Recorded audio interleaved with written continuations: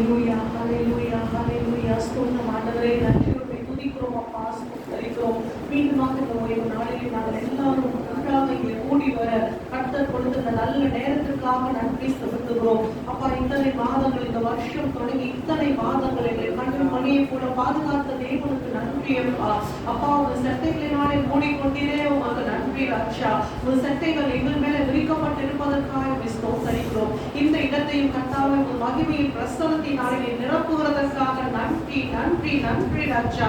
இதோ நாங்கள் ஒன்றாக கூடி ஆராதிக்கும் போது தேவ மகிமையின் பிரசன்னத்தை உணரும்படி நீர் இப்பொழுதே இறங்குவீராக அப்பா. எங்கள் மத்தியில் நீங்க இறங்கி வாங்கப்பா, நீங்க இறங்கி வாங்க ராஜா. என்று ஒவ்வொருவரையும் தொடுவீராக, ஒவ்வொருவரையும் தொடுவீராக. இந்த ஆராதனை நேரத்துல எங்களோடு கூட கர்த்தர் தாமே இடைப்படுவீராக. எங்கள் ஆவி ஆத்மா சரீரம் சுத்திகரிக்கப்படட்டும் ஆண்டவரே. ஜீவனுள்ள தேவனை ஆராதிக்கும் படிக்கு, ஜீவனோடு ஆராதிக்கும் படிக்கு, ஆவியோடும் கருத்தோடும் விண்ணப்பம் செய்யும் படிக்கு, இதோ கர்த்தரை தரிசிக்கும் படிக்கு எங்கள் ஆவிக்குரிய கண்கள் திறக்கப்படுவதாக அப்பா. உங்க முகத்தை பார்க்கணுமே, உங்க அழகை ரசிக்கணுமே, உங்களுடைய சத்தத்தை நாங்கள் கேட்கணுமே, நீர் எங்களோடு பேசுவதை நாங்கள் கேட்கும் படிக்கு இப்பொழுதே நாங்கள் வாஞ்சிக்கிறோம் அப்பா. நாங்கள் வாஞ்சிக்கிறோம் கர்த்தாவே. இதோ எங்களுடைய இருதயங்கள் உங்களுடைய கற்பனைகளை எழுதுவேன் என்று சொன்னவர் ஆவியானவர் தாமே இப்பொழுது நீங்க இருக்கிற ஒவ்வொருவருடைய இருதயங்கள்ல உங்க கற்பனைகளை எழுதுங்கப்பா. எங்களுக்காக நீங்க வைத்திருக்கிற வார்த்தைகளை எழுதுங்க ராஜா. அது எங்கள் இருதயத்தின் தியானமாய் இருக்கட்டும். இதோ இருதயத்தின் காயங்கள் இப்பொழுது மாற்றப்படுவதாக, ஆழ்மனதின் காயங்கள் ஆற்றப்படுவதாக கர்த்தாவே. ஒரு விசை இருக்கிற ஒவ்வொருடைய இருதயத்துல அப்பா, எத்தனையோ வருஷங்களுக்கு முன்னாடி நடந்த காரியங்கள் கூட ஆறாத காயமாக இருக்கும். ஆனால் இந்த ஆராதனை நேரத்தில் நீர் அந்த காயங்களை ஆற்றுவீராக சொல்லி ஜெபிக்கிறோம். ஒரு புது இருதயத்தை கொடுப்பீராக சொல்லி ஜெபிக்கிறோம். காயப்பட்ட இருதயம் வேண்டாம், கசப்பு நிறைந்த இருதயம் வேண்டாம், கோபமோ மூர்க்கமோ வைராக்கியமோ நிறைந்த இருதயம் வேண்டாம், ஓ துக்கம் நிறைந்த இருதயம் வேண்டாம்.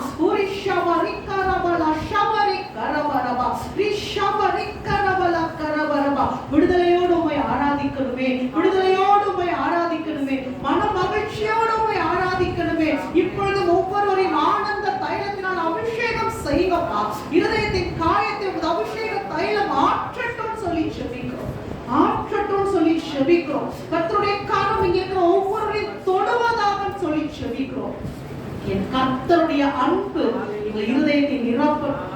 நீர் எங்களை நேசித்த நேசத்தை நாங்கள் நினைவு கூர்ந்து நீர் எவ்வளவா எங்களை நேசிக்கிறீர் என்பதை நினைத்து நாங்கள் ஆராதிக்க துதிக்க இன்றைக்கு கிருபை தாங்கப்பா, இன்றைக்கு கிருபை தாங்கப்பா. ஆவியானவரை இந்த ஆராதனையை பொறுப்பெடுத்து நடத்துவீராக, எங்களை அபிஷேகித்து நடத்துவீராக. வல்லமையின் ஆவியானவர் வல்லமையா எங்கள் மேல இறங்குங்கன்னு சொல்லி ஜெபிக்கிறோம். சோர்ந்து போயிருக்கிற ஒவ்வொருவருக்குள்ளாக இன்றைக்கு சத்திய ஆவியானவரை, பலத்தின் ஆவியானவரை நீங்க இறங்குங்கப்பா. ஒவ்வொருவரையும் பலப்படுத்துங்கப்பா.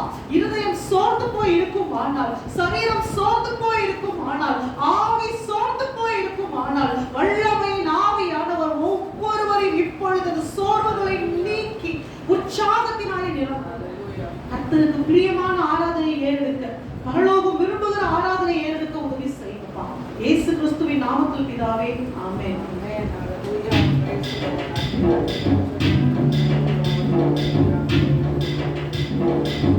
வல்லமையின் ஆவியானவர் எங்கள் வந்துவிட்ட காரணத்தினால் பொல்லாத சாத்தான ஒரு சொல்லால விரட்டி விட்டேன். வல்லமையின் ஆவியானவர் எங்கள் வந்துவிட்ட காரணத்தினால் பொல்லாத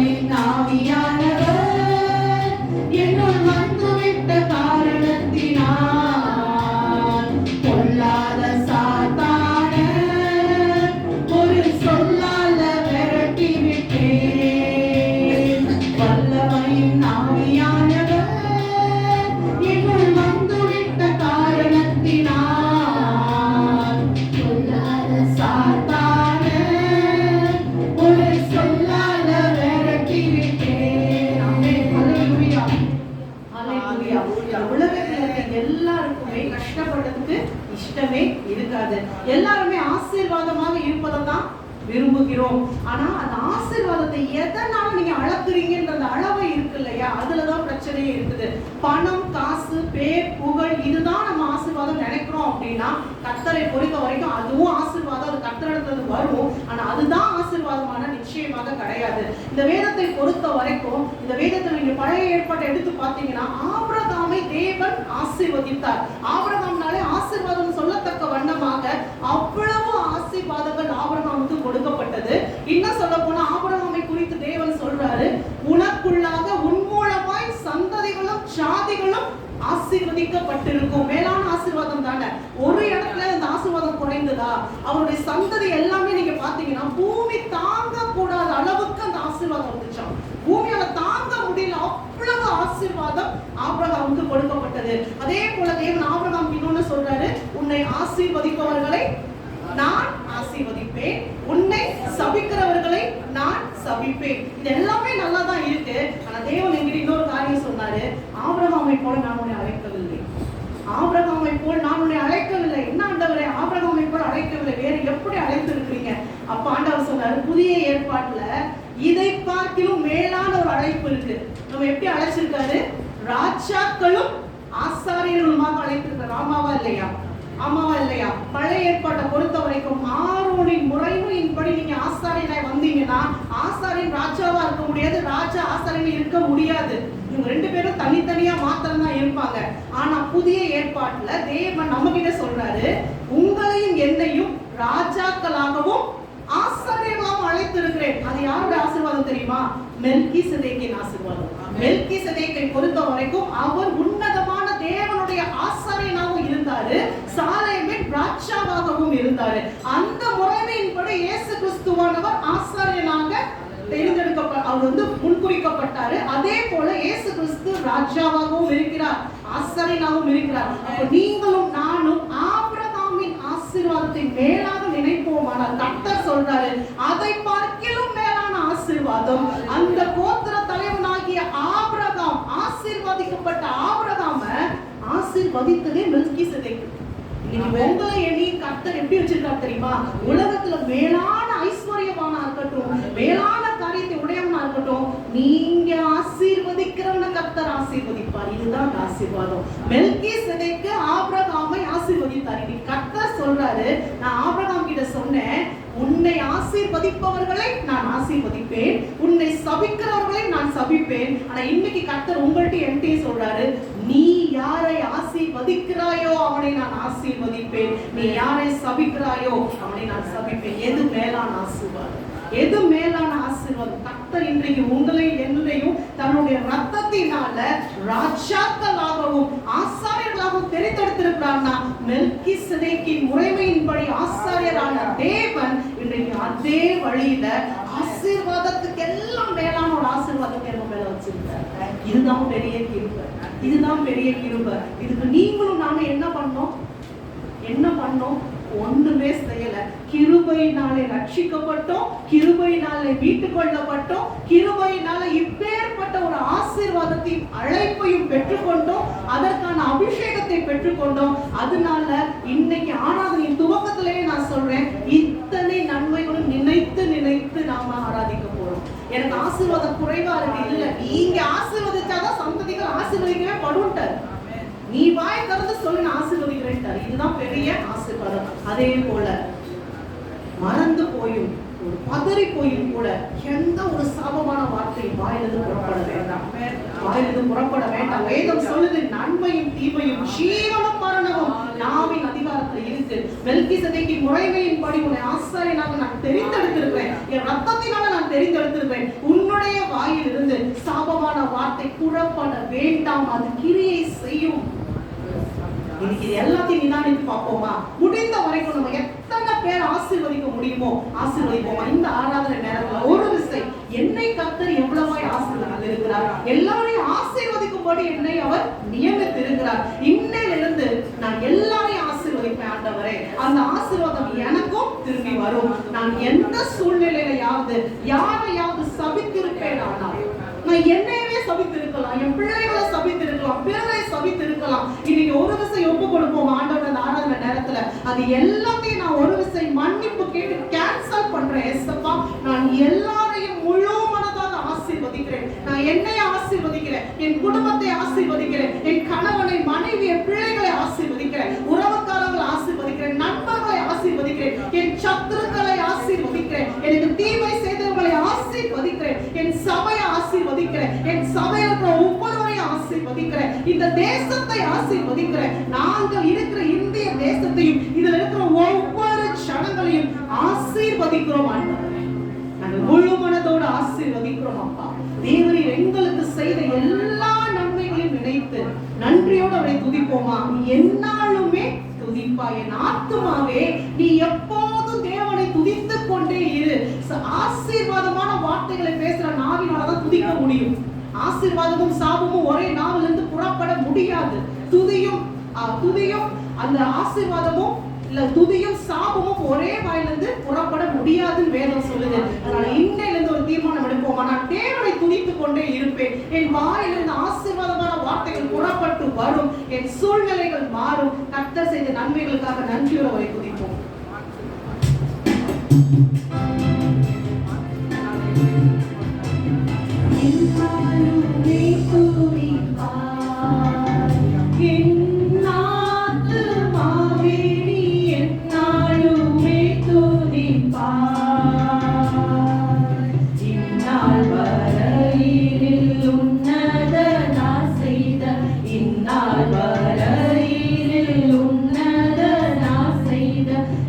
எல்லா நன்மைகள்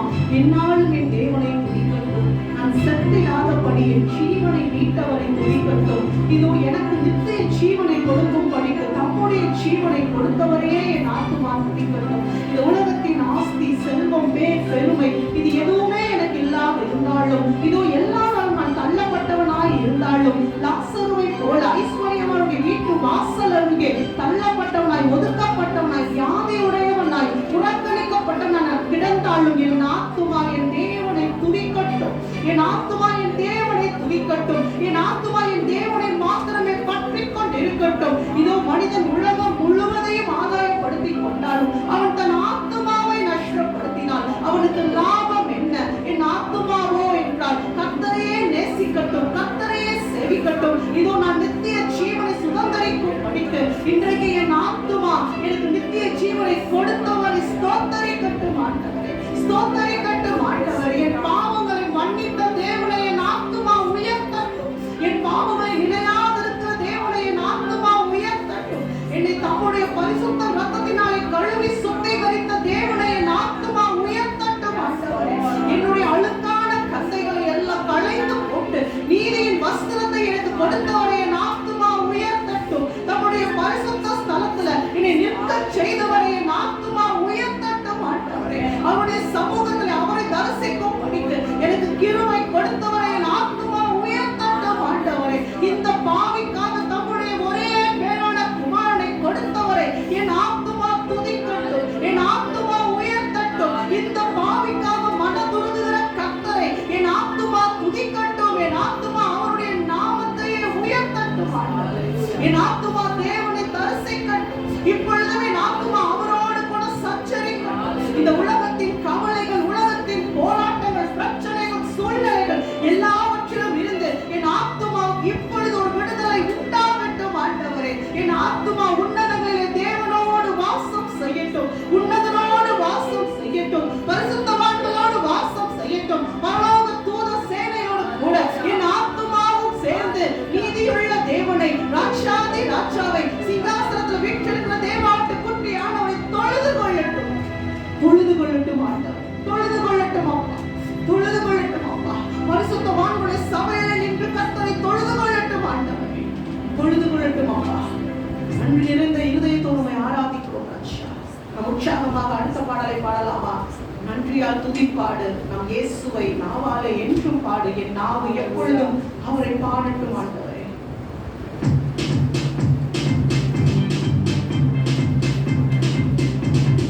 நன்றியால் துதிப்பாடு, நம் இயேசுவை நாவாலே என்றும் பாடு. நன்றியால் துதிப்பாடு, நம் இயேசுவை நாவாலே என்றும் பாடு.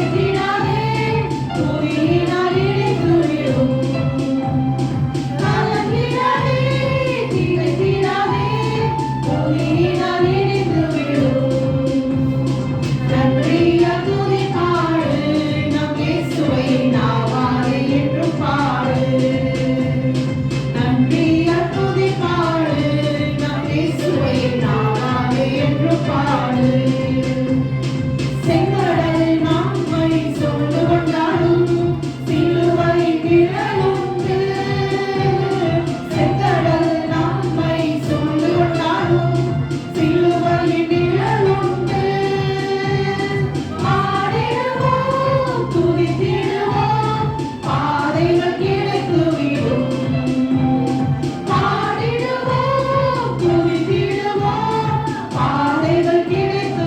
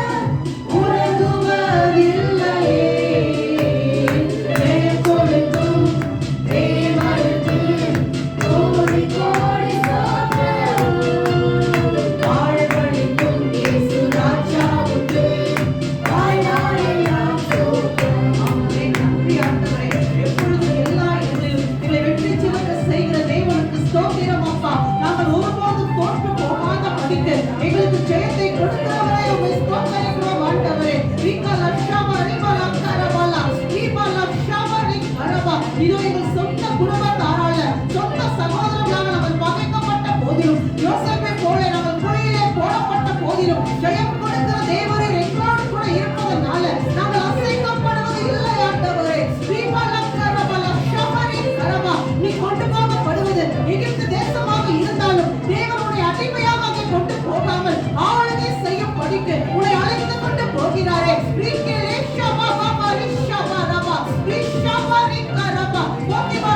இருந்தாலும் நீதான் வீட்டுக்கு அதிகாரி, சிறைச்சாலையில் இருந்தாலும் நீதான் சிறைச்சாலையின் அதிபதி.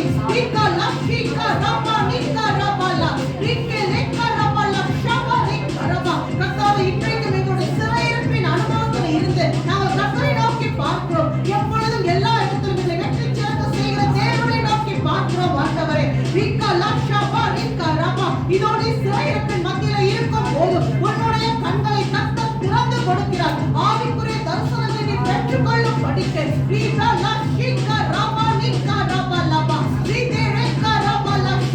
உன் காயங்களை நினைத்து நீ குழம்பிக் கொண்டிராத படிக்க, உன் வேதனைகளை நினைத்து நீ குழம்பிக் கொண்டிராத படிக்க. நான் தவறே செய்யல ஆண்டவரே, நான் தவறே செய்யல ஆண்டவரே, ஆனால் நான் காயப்படுத்தப்படுகிறேனே, நான் ஏதோ அவமானப்படுத்தப்படுகிறேனே, இதோ நான் நிந்திக்கப்படுகிறேனே சொல்லி நீ இன்னும் கலங்கிக் கொண்டிருப்பது என்ன? நீ இன்னும் கலங்கிக் கொண்டிருப்பது என்ன? இன்னும் எத்தனை வேதனை, எத்தனை அவமானம், இன்னும் எத்தனை நிந்தைகளை நாம் சுமந்து கொண்டிருக்கணுமோ? எல்லாரும் முன்னாடி நாங்கள் ஏச்சுக்களாகவும் பேச்சுக்களாகவும் இருக்கிறோம். எல்லாரும் முன்பதாகவும் தலை குனிந்து நிற்கும்படி எங்கள் வாழ்க்கையில் சூழ்நிலை வந்தாலும், அது எங்களை கட்டி போட்டாலும், சிறைச்சாலையில் தள்ளப்பட்டது போல நாங்கள் உணர்ந்தாலும், எங்கள் சூழ்நிலைகள் மத்தியில் சூழ்நிலை கைதியாக நாங்கள் நிற்கிற நேரங்கள் இருந்தாலும் கர்த்தர் சொல்றாரு, நீ இன்றைக்கு உன்னுடைய வாயை விரிவாக திறந்து நீ தேவனை துதிப்பாயானால் உன் சிறைச்சாலையில் இருந்து நீ கர்த்தரை நோக்கி துதிப்பாயானால், பவுலும் சீலாவும் துதித்த போது சிறைச்சாலையின் அஸ்திபாரங்கள் அசைந்தது போல உன்னுடைய வாழ்க்கையில் இருக்கிற சிறைச்சாலையின் அஸ்திபாரங்கள் அசையும், கதவுகள் திறக்கப்படும், சங்கிலிகள் அறுந்து விழும். உன்னுடைய ரட்சிப்பு மாத்திரம் அல்லாமல் உன்னை சுற்றி இருக்கிற ஜனங்களுடைய ரட்சிப்பை உன்னுடைய கண்கள் காணும் என்று கர்த்தர் சொல்கிறார். நன்றி ஆண்டவரே, நன்றி ரட்சா. கர்த்தாவே, இப்பொழுதும் சிறையிருப்பின் அனுபவத்தில் ஒவ்வொருவருடைய வாழ்க்கையில கர்த்தாவே மகிமை இறங்கட்டும் ஆண்டவரே. சிறைச்சாலைகளுக்குள்ளாக தேவ மகிமை இறங்கட்டும் அப்பா. கர்த்தருடைய மகிமையின் பிரசன்னம் இறங்கட்டும் ஆண்டவரே.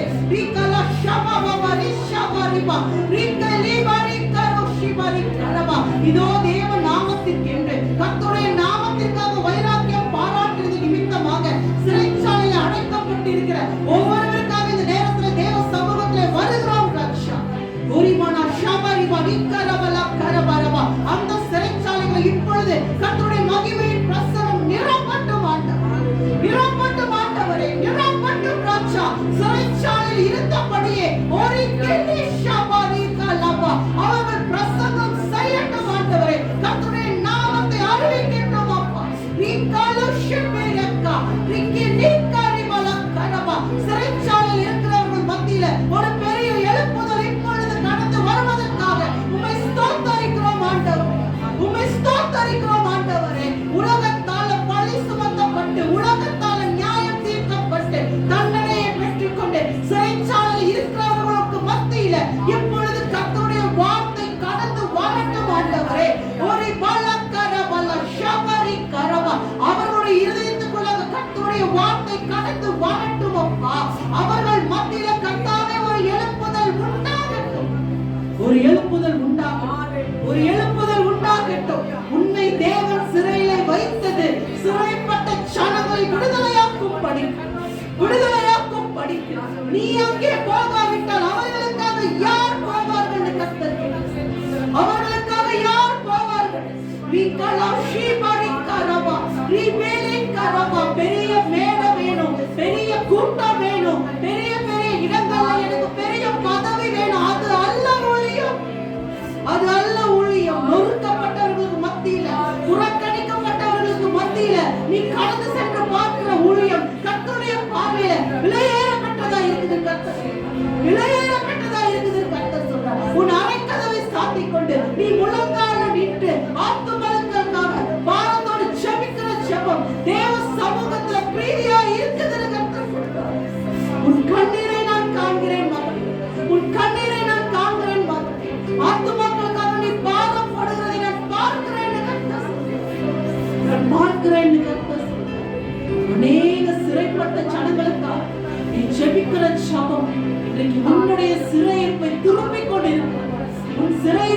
மாற்றிக் கொண்டிருக்குது கர்த்தர். இன்றைக்கு நீ சிறையில இருக்கிறது போல இருக்கலாம். இதோ நீ செய்யாத குற்றத்திற்காக சிறையில அடைக்கப்பட்டதை போல இருக்கலாம். ஆனாலும் யோசேப்பே, நீ மனதை விட்டு விடாதே என்று கர்த்தர் சொல்றாரு. உன்னை குறித்து நான் சொன்ன தரிசனத்தை நிறைவேற்ற நான் வல்லமையுள்ள தேவன் என்று கர்த்தர் சொல்றாரு. இதோ பாதாள சிறையில் இருந்தாலும் உன்னை அங்கே இருந்து தூக்கி எடுத்து உலகத்துல இதோ உன்னை அவமானப்படுத்தின க்ஷணங்களுக்கு முன்பதாக உன்னை அதிகாரியாக நிறுத்துவதற்கு அவர் வல்லமையுள்ள தேவனாய் இருக்கிறார். வல்லமையுள்ள தேவனாய் இருக்கிறார். ஒரு நாள் உன் நீதி விளங்கும். ஒரு நாள் உன்னுடைய நியாயம் ஏறெடுக்கப்படும். தேவ சமூகத்துல நீ உன்னை கரைதலை இல்லாமல் காத்துக்கொண்டு கர்த்தர் சொல்றார். உன் சூழ்நிலைகள் உன்னை பாவத்திலே தள்ளிவிடாத படிக்கும். நீ ஜாக்கிரதையோடு தொடர்ந்து தேவ சமூகத்திலே உண்மையாயிரு கர்த்தர் சொல்றார். ஒரு போதும் உன் உண்மை தன்மையை விட்டு விடாதே கர்த்தர் சொல்றார். உண்மை தன்மையை விட்டு விடாது. உன்னை சுற்றி கல்லறையை ஜனத்தை பார்த்து நீ உலகத்துக்கு ஒத்த வேஷம் தரித்து கொள்ளாத படிக்கு நீ ஜாக்கிரதையா இரு கர்த்தர் சொல்றார். இதோ கர்த்தர் வரும் அளவும் அவர் உன்னை நம்பி கொடுத்த பொறுப்பை நீ பற்றிக் கொண்டிரு கர்த்தர் சொல்றார். இதோ நான் சீக்கிரமாய் வருகிறேன். என்னோடு கூட நான் உனக்காக கொண்டு வருகிற அந்த ஆசீர்வாதமும் கூட வருகிறது. அந்த பரிசுகள் கூட வருகிறது. உலகம் உனக்கு தரக்கூடாததை இதோ நான் உனக்கு தருவேன் என்று கர்த்தர் சொல்றார். உலகத்தின் பார்வையில நீதிமானாக வாழ்வது வாழ்க்கை அல்ல. கர்த்தருடைய பார்வையில நீதிமானாக நாங்கள் வாழ வேண்டும். பரிசுத்த ஆவியானவர் அந்த இருதயத்தை எங்களுக்கு கொடுக்கப்பா. அந்த இருதயத்தை எங்களுக்கு கொடுக்கப்பா. கர்த்தருடைய பார்வையில நீதிமானாக, கர்த்தருடைய பார்வையில பரிசுத்தமானாக. எங்கள் இருதயத்திற்கு ஏற்ற பரிசுத்தம் அல்ல ராஜா. தேவன் விரும்புகிற பரிசுத்தம், தேவன் விரும்புகிற பரிசுத்தம் அது எங்களுக்குள்ளாக கடந்து வரட்டும். கர்த்தருடைய பார்வையில விலையேற பெற்றோராய் இருக்கும். உன் சிலுவையை சுமக்க நீ தாமதிப்பது என்ன? உன் சிலுவையை சுமக்க நீ பயப்படுவது என்ன? சிலுவையை புறக்கணிக்காதன்னு கர்த்தர் சொல்றார். இன்றைக்கு சிலுவையா இருக்கிற இந்த பாடு ஒரு நாள் உனக்கு மகிமையா இருக்கும்னு கர்த்தர் சொல்றார். இந்த சிலுவையை சுமக்க எங்களுக்கு பலன் தாங்கப்பா. இந்த சிலுவையை சுமந்து கொண்டு உனக்கு பின்னாக வருகிற உண்மையான சீஷர்களா எங்களை மாற்றும் ஆண்டவர், எங்களை பலப்படுத்தும் ஆண்டவர். நீங்க சோர்ந்து போற நேரத்துல எல்லாம் உங்களுக்காக இருக்கிற தேவனை நீங்க நோக்கி பாருங்க. உங்களுக்காக இருக்கிற நேசரை நோக்கி பாருங்க. என் பிரியமானவளே, என் பிரியமானவளே, இதோ என் மார்பிலே சாய்ந்து, என் மார்பிலே சாய்ந்து கொண்டு இளைப்பார். நீ விரும்புகிற அமைதி, நீ விரும்புகிற நிம்மதி, நீ விரும்புகிற இளைப்பாறுதல் உன் நேசரத்தில் மாத்திரமே உண்டு. உன் தேவனிடத்துல மாத்திரமே உண்டு. கர்த்தர் சொல்றார். கிச்சிலி மரத்தின் அடையில வாஞ்சியாய் வருகிறோம் ஆண்டவரே. அந்த நிழலிலே வாஞ்சியாய் வந்து அமருகிறோம் அப்பா. நன்றி செலுத்துகிறோம். சிலுவை மரத்தின் நிழலை வாஞ்சிக்கிறோம். அந்த நிழலை வாஞ்சியாய் வந்து உட்காருங்க. அதுல என் நேசர் எங்களுக்காக பாராட்டின அன்பை நினைத்து பார்க்கிறோம் ராஜா. நினைத்து பார்க்கிறோம் அப்பா. சிலுவையை நோக்கி பார்க்கிறோம் ஆண்டவரே. அந்த அன்பை நினைக்கிறோம் அப்பா. எங்களுக்கு நித்திய ஜீவன் கொடுத்தவரை நாங்கள் உயர்த்தி ஆராதிக்கிறோம் ராஜா. இந்த மார்பில் சாய்ந்து கொள்கிற அனுபவத்தை வாஞ்சிக்கிறோம் அப்பா. நாங்கள் சிறையிருப்பில் இருக்கிற நாட்களில, போராட்டத்தின் நாட்களில, அந்த போராட்டத்துக்கு மத்தியில கர்த்தாவே உங்களுடைய மார்பிலை சாய்ந்து கொண்டு இளைப்பார். மனிதரை நோக்கி பாராமல் கர்த்தரை நோக்கி பார்த்து பலன் அடைய இன்றைக்கு வாஞ்சிக்கிறோம் ஆண்டவரே. இன்றைக்கு வாஞ்சிக்கிறோம் இயேசுவா.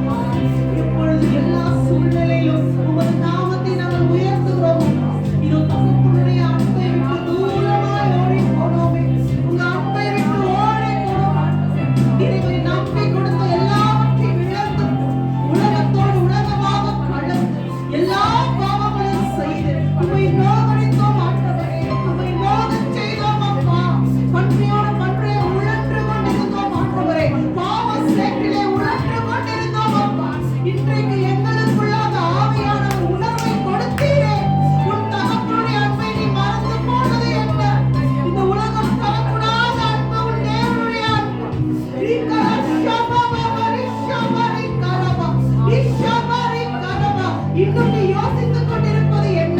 இன்னும் நீ யோசித்துக் கொண்டிருப்பது என்ன?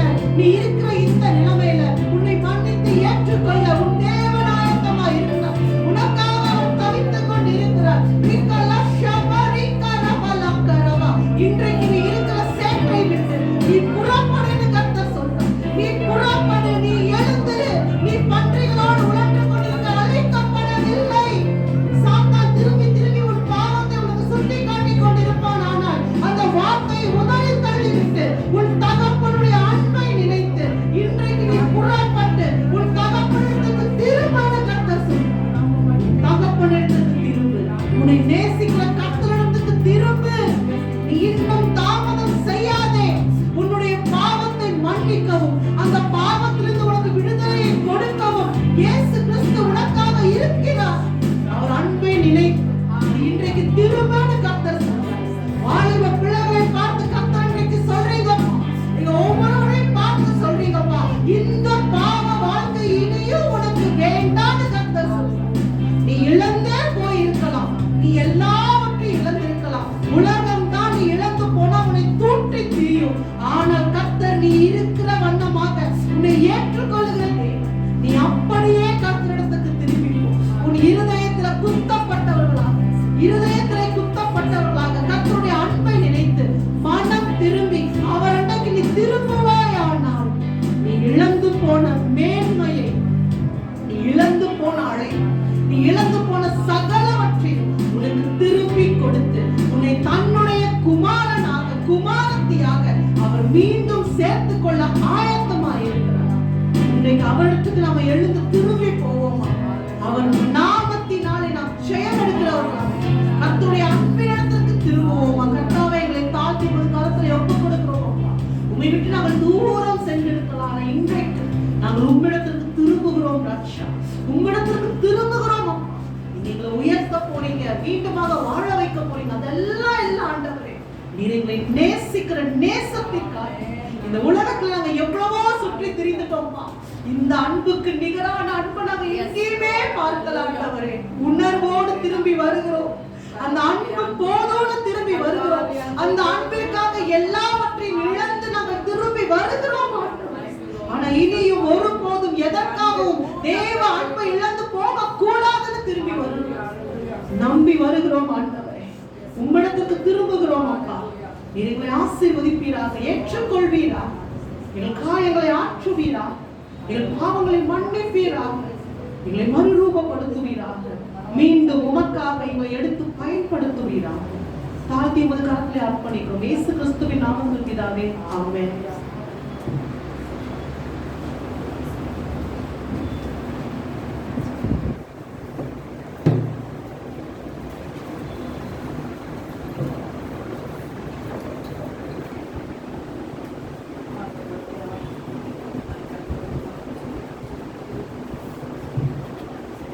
இந்த வாரம் முதல் வாரமாக இருக்குது அப்படின்னால வாக்குத்தத்தை செய்திகளுக்கு கொஞ்சம் திரும்ப வருத்தப்பட்டேன். ஆக்சுவலாக ஆண்டவருடைய அன்பை கொடுத்து எடுக்கலான்ட்டு நான் எடுத்துட்டேன் நைட்டு. சிலருக்கு நம்ம இதில் வந்து ரெக்கார்ட் பண்ணணும். அதனால் அந்த வாக்குத்தத்தை செய்தி கேட்டவங்க சில இருக்கிறீங்க, கேட்காதவர்களும் இருக்கிறீங்க. புதுசாக கேட்குறவங்களும் இருக்காங்க. கேட்பதற்காக இந்த செய்தியை நான் பண்ணி இந்த மரத்தில் வெளிப்படுவீராக இயேசு நாமத்தில் ஜெபிக்கிறோம். நல்ல பிதாவே, ஆமென். சங்கீதம் 138 8வது கர்த்தர் எனக்காக யாவையும் செய்து முடிப்பார். தாவீது இந்த இடத்துல எழுதும் பொழுது தாவீதுக்கு மிக நெருக்கமான ஒரு நேரம், பயங்கர போராட்டத்தின் நடுவில் வாழ்ந்த ஒரு மனுஷன். பாருங்க, தேவன் ஒரு மனுஷனை நேசிக்கிறார் அப்படின்னு சொல்லிட்டா அந்த மனுஷனுக்கு வரக்கூடிய போராட்டங்களை போல வேற யாருக்குமே வராது. எந்த மனுஷன், அதாவது ஒரு மனிதன் தேவனை நேசிக்க ஆரம்பித்தாலோ அல்லது அந்த தேவன் அந்த மனுஷனை நேசிக்க ஆரம்பிச்சிட்டாலோ சாத்தான் உடனே என்ன பண்ணுவான்னா அவ்வளவு கஷ்டங்களையும் போராட்டங்களையும் கொண்டு வரதான் செய்வான். மனிதர்களை தூண்டி இருக்கிற காரியங்கள் எல்லாம் நமக்கு விரோதமாக திருப்பி மோசமான ஒரு வேதனைக்குள்ளாக நடத்தி கொண்டு போகும்படி காரியங்கள் நடக்கும். பாருங்க, இந்த இன்றைக்கு ஆராதனை நேரத்தில் கூட யோசிப்பை கொடுத்து பார்க்கும்போது அவ்வளவு ஒரு தேவன் நேசித்தபடினால, தகப்பன் நேசித்தபடினால அந்த யோசேப்புக்கு கிடைச்ச பாதை ரொம்ப மிக மோசமான ஒரு பாதையாக இருந்துச்சு. அந்த மனுஷன் எப்படி அது இருந்தாலும் சொல்லி பல நேரத்தில் நான் ஆச்சரியப்படுவது உண்டு. ஏன்னா முதல் ஒரு தேவ ஆவியை பெற்ற இவனை போல ஒரு உண்டா என்று சொல்லி வேதம் சொன்ன ஒரு மனிதன் யார் என்றால் யோசேப்பு. அது யோசேப்பு கடிதரும் செடியாக அவர் இருந்தார். ஆனால் அவர் கசக்கி பிழியப்பட்டார். அநேகருக்கு அவர் ஒரு ஆசீர்வாதமான பாத்திரமாக இருப்பதற்காக கர்த்தர் அவரை பாடுகளுக்கு உட்படுத்தி தான் நடத்தினார். இன்றைக்கு நம்ம வேதத்தில் எத்தனை மனிதர்களை நாம் எடுத்துக்கொண்டாலும் கஷ்டங்களை அனுபவிக்காமல் அவர்கள் சாதிக்கவே இல்லை. ஆபிரகாம் எடுத்துக்கொண்டாலும், மோசையை எடுத்துக்கொண்டாலும், எலியாவை எடுத்துக்கொண்டாலும், நோவாவை எடுத்துக்கொண்டாலும் எவ்வளவு பாடு, எவ்வளவு வேதனை பாருங்க. ஹல்லேலூயா. 100 வருஷம் ஆண்டவர் அந்த வேலையை கட்ட முடிஞ்சார். 500 வயதான பொழுது அந்த ஆண்டவர் பேச ஆரம்பிச்சார். எவ்வளவு கஷ்டமா இருந்தது இல்லைங்களா? அவ்வளோ ஒரு தேவன் சொல்லிட்டாரா இதுக்காக செய்யணும். ஆபிரகாமை குறித்து பார்க்கும் பொழுது நீங்க சொந்த தேசத்தை விட்டு வா அப்படின்னு சொன்னா எப்படி அவர் கீழ்ப்படிச்சு வந்திருப்பாரு. எவ்வளவு கஷ்டங்கள், எவ்வளவு வேதனை, வந்த இடத்துலலாம் எவ்வளவு அவமானங்கள் இருந்துச்சு. ஆனா ஒவ்வொரு தேவதாசருடைய வாழ்க்கையை பார்க்கும் பொழுது அந்த வாக்கு தத்தங்களை அவர்கள் சுதந்திரித்தது என்பது சாதாரணமாக சுதந்திரிக்கவே இல்லை.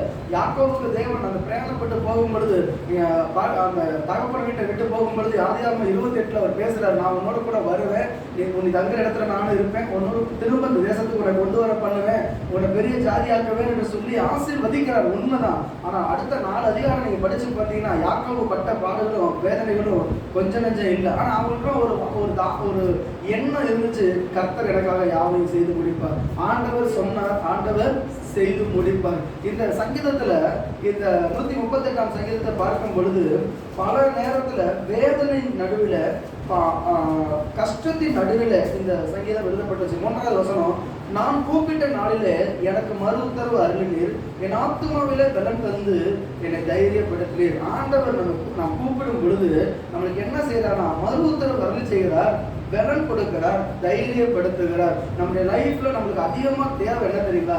நல்ல ஒரு தைரியம் வேணும், பலன் வேணும், ஆண்டவர் பேசணும். பல நேரத்துல நமக்கு என்ன எவ்வளவோ ஜெபம் பண்ணி பார்க்கிறோம், கர்த்தருடைய குரலை கேட்க முடியல. போன வாரம் தாமஸ்புரத்தில் வந்தப்ப அருமையா சொன்னார், யாராவது கேட்கறாங்க, ஜெபிக்கிறாங்க, உடனே கிடைச்சிருது. ஆனா நம்ம ஜெபிச்சா நடக்க மாட்டேங்குது. இயேசு கிறிஸ்து கேட்டாருன்னா உடனே கிடைக்குது, தானியல் கேட்டாருன்னா உடனே கிடைக்குது. ஆனா நம்ம ஜெபம், நம்ம பெட்டிஷன் வந்து பரலோகத்துக்கு போகவே மாட்டேங்குது. அப்படியே போயிட்டாலும் திரும்ப பதில் வர்றது ரொம்ப தாமதமா இருக்கு. ஆனா இந்த தானியேல் சொல்றாரு, நான் கூப்பிட்ட நாளிலே எனக்கு மறு உத்தரவு அருளினீர். இப்ப நமக்கு ஆண்டவர் உத்தரவு அருள வேண்டும். அற்புதங்களின் நடுவே கர்த்தர் செய்வார். இந்த எந்தெந்த இடத்துல எல்லாம் கர்த்தர் எனக்காக யாவையும் செய்து முடிப்பார் அப்படின்னு சொல்லி எழுதப்பட்டிருக்கோ அத்தனை இடத்துடைய பேக்ரவுண்ட போய் பார்த்தோம் அப்படின்னா அவர் மிகுந்த ஒரு போராட்டம், மிகுந்த கஷ்டங்கள், மிகுந்த பாடுகளுக்கு நடுவில் தான் அவங்க எழுதப்பட்டாங்க. வாழ்க்கைக்காக வாழவே முடியாதபடி சத்துரு துரத்தும் பொழுது, அந்த மரணத்தின் பக்கத்துல வரும் பொழுது வேதனை, அவமானம், நிராகரிப்பு, இதன் நடுவில் ஏக்கத்தோடு எழுதப்பட்ட சங்கீதம் தான் கர்த்தர் எனக்காக யாவையும் செய்து முடிப்பார். ஆமென், ஆமென். என்னுடைய வாழ்க்கையில நான் சாட்சியாக சொல்ல முடியும், எனக்குன்னு எதுவுமே கிடையாது. எனக்குன்னு எந்த ஒரு பேக்ரவுண்ட் கிடையாது. எனக்குன்னு ஒரு ஏதாவது ஒரு சப்போர்ட் எதுவுமே கிடையாது. நான் எந்த ஒரு பெரிய பின்னணியிலேருந்து வந்திருக்கேன். என் குடும்பம் ரொம்ப பெரிய குடும்பம், அது நான் ரொம்ப படித்த குடும்பம், அது எங்கள் குடும்பம் எங்கள் அப்பாவோட ஒரு பெரிய பாஸ்டர், ஒரு ஊழியக்காரவங்க, அங்கேருந்து நான் வந்திருக்கிறேன் அப்படிலாம் கிடையாது.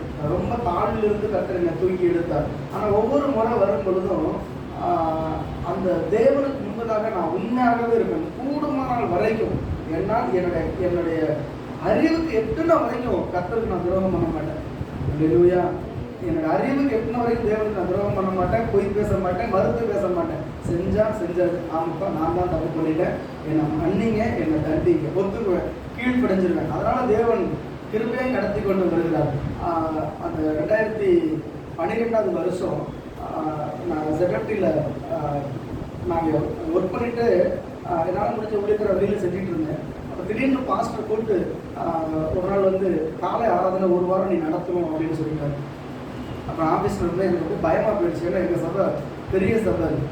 அப்போ நடத்த சொல்கிறாருன்னு சொல்லிட்டு நான் ஓகே பாஸ்டர் சொல்லிட்டாங்க, நம்ம அதுக்கு மேலே நோ சொல்லக்கூடாதுன்னு சொல்லிட்டு ஓகே பாஸ்டர் அப்படின்னு. ஆனால் நான் பைபிள் காலேஜ் படிக்கல, எங்கேயுமே ஒரு சபையில் போய் போதனா இருந்ததும் இல்லை. அது இவ்வளோ பெரிய சபையில் ஒரு ஆராதனை, மாதத்தில் ஒரு ஆராதனை, முதல் ஆராதனை நடத்து அப்படின்னோடனே எனக்கு என்ன பண்ணணும்னு தெரியாது.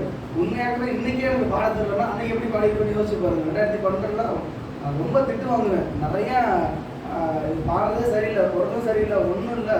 ZFD மக்கள் வந்து சாதாரணமாக இருக்க மாட்டாங்க. வார்த்தை, ஆராதனை எல்லாமே அங்கே நல்லாவே இருக்கும். அப்போ அப்படி இருந்த ஒரு சபையில் கர்த்தர் என்னை அப்படி கொண்டு வந்து நிறுத்தும் பொழுது நிறைய கஷ்டங்கள் அனுபவித்தேன், நிறைய அவமானங்கள். இந்த சிஸ்டம்லாம் எனக்கு தெரியாது, எங்கே சவுண்ட், இந்த மைக்கில் போய் எங்கே சவுண்டை ஏற்றணும் இறக்கணும் எதுவுமே தெரியாது. வந்தால் மைக் எடுத்து ஆன் பண்ணி பேசணும், அது மட்டும்தான். கிட்டத்தட்ட ஒரு 2018 எங்கள் பாஸ்டர் மறித்து அந்த அந்த 19 வரைக்குமே என் மைக் தான் நடக்கும். கையில் எடுத்தோம் அப்படின்னா அப்படியே 2 கையை பிடிச்சிட்டு இருக்கணும். அந்த ஆட்டம் ஆடும். அந்த க்ரௌடில் நம்மளால பேச முடியாது. சின்ன க்ரௌடோ பெரிய க்ரௌடோ. முதல் ஆனதுலேயே கொஞ்சமாக இருக்கும், செகண்ட் சர்வீஸுக்கு நிறைய பேர் இருப்பாங்க. சாட்சி சொல்கிறதுக்கே அத்தனை தடவை நான் ரிஹர்சல் பார்த்துட்டு போவேன். ஒரு 100 தடமாவது அந்த சாட்சியை சொல்லி சொல்லி அதை எடிட் பண்ணி இதெல்லாம் சொல்லணும், இப்படி சொல்லக்கூடாதுன்னு சொல்லி அப்படியே ஒரு பைத்தியத்தை போல நான் பேசிக்கிட்டே வருவேன். சாட்சியை 10 தடவை 100 தடவை சொல்லிக்கிட்டே இருப்பேன். அடுத்த வாரம் சாட்சி சொல்ல போகிறதா, இந்த வாரம் நான் சாட்சி சொல்லணும்னு. இவ்வளவு தூரம் சாட்சி சொல்கிறதுக்கே நான் ட்ரைனிங் எடுத்துட்டு அங்கே போய் தப்பாக சொல்லிவிடுவேன். அங்கே போய் எனக்கு வர வேண்டியதெல்லாம் சொல்ல வேண்டிய மெயின் விஷயத்தை சொல்ல மாட்டேன். எதையாவது போனேன் சொல்லிட்டு ஒரேந்துருவேன். வந்ததுக்கப்புறம் தான் தெரியும், ஐயோ இதை விட்டுட்டோமே அதை விட்டுட்டோமே. அந்த அளவுக்கு ஒரு ஞானம், அந்த அளவுக்கு ஒரு இது இல்லாத நான் ஒரு மனுஷன். அப்போ அந்த நாட்களில் அந்த அந்த ஆராதனையில் ஃபஸ்ட்டு ஆராதனைக்கு நான் போகிற அங்கே என்னை ஏற்றுக்க மாட்டேட்டாங்க. ஃபஸ்ட்டு செகண்ட் சர்வீஸ் தான் வருது.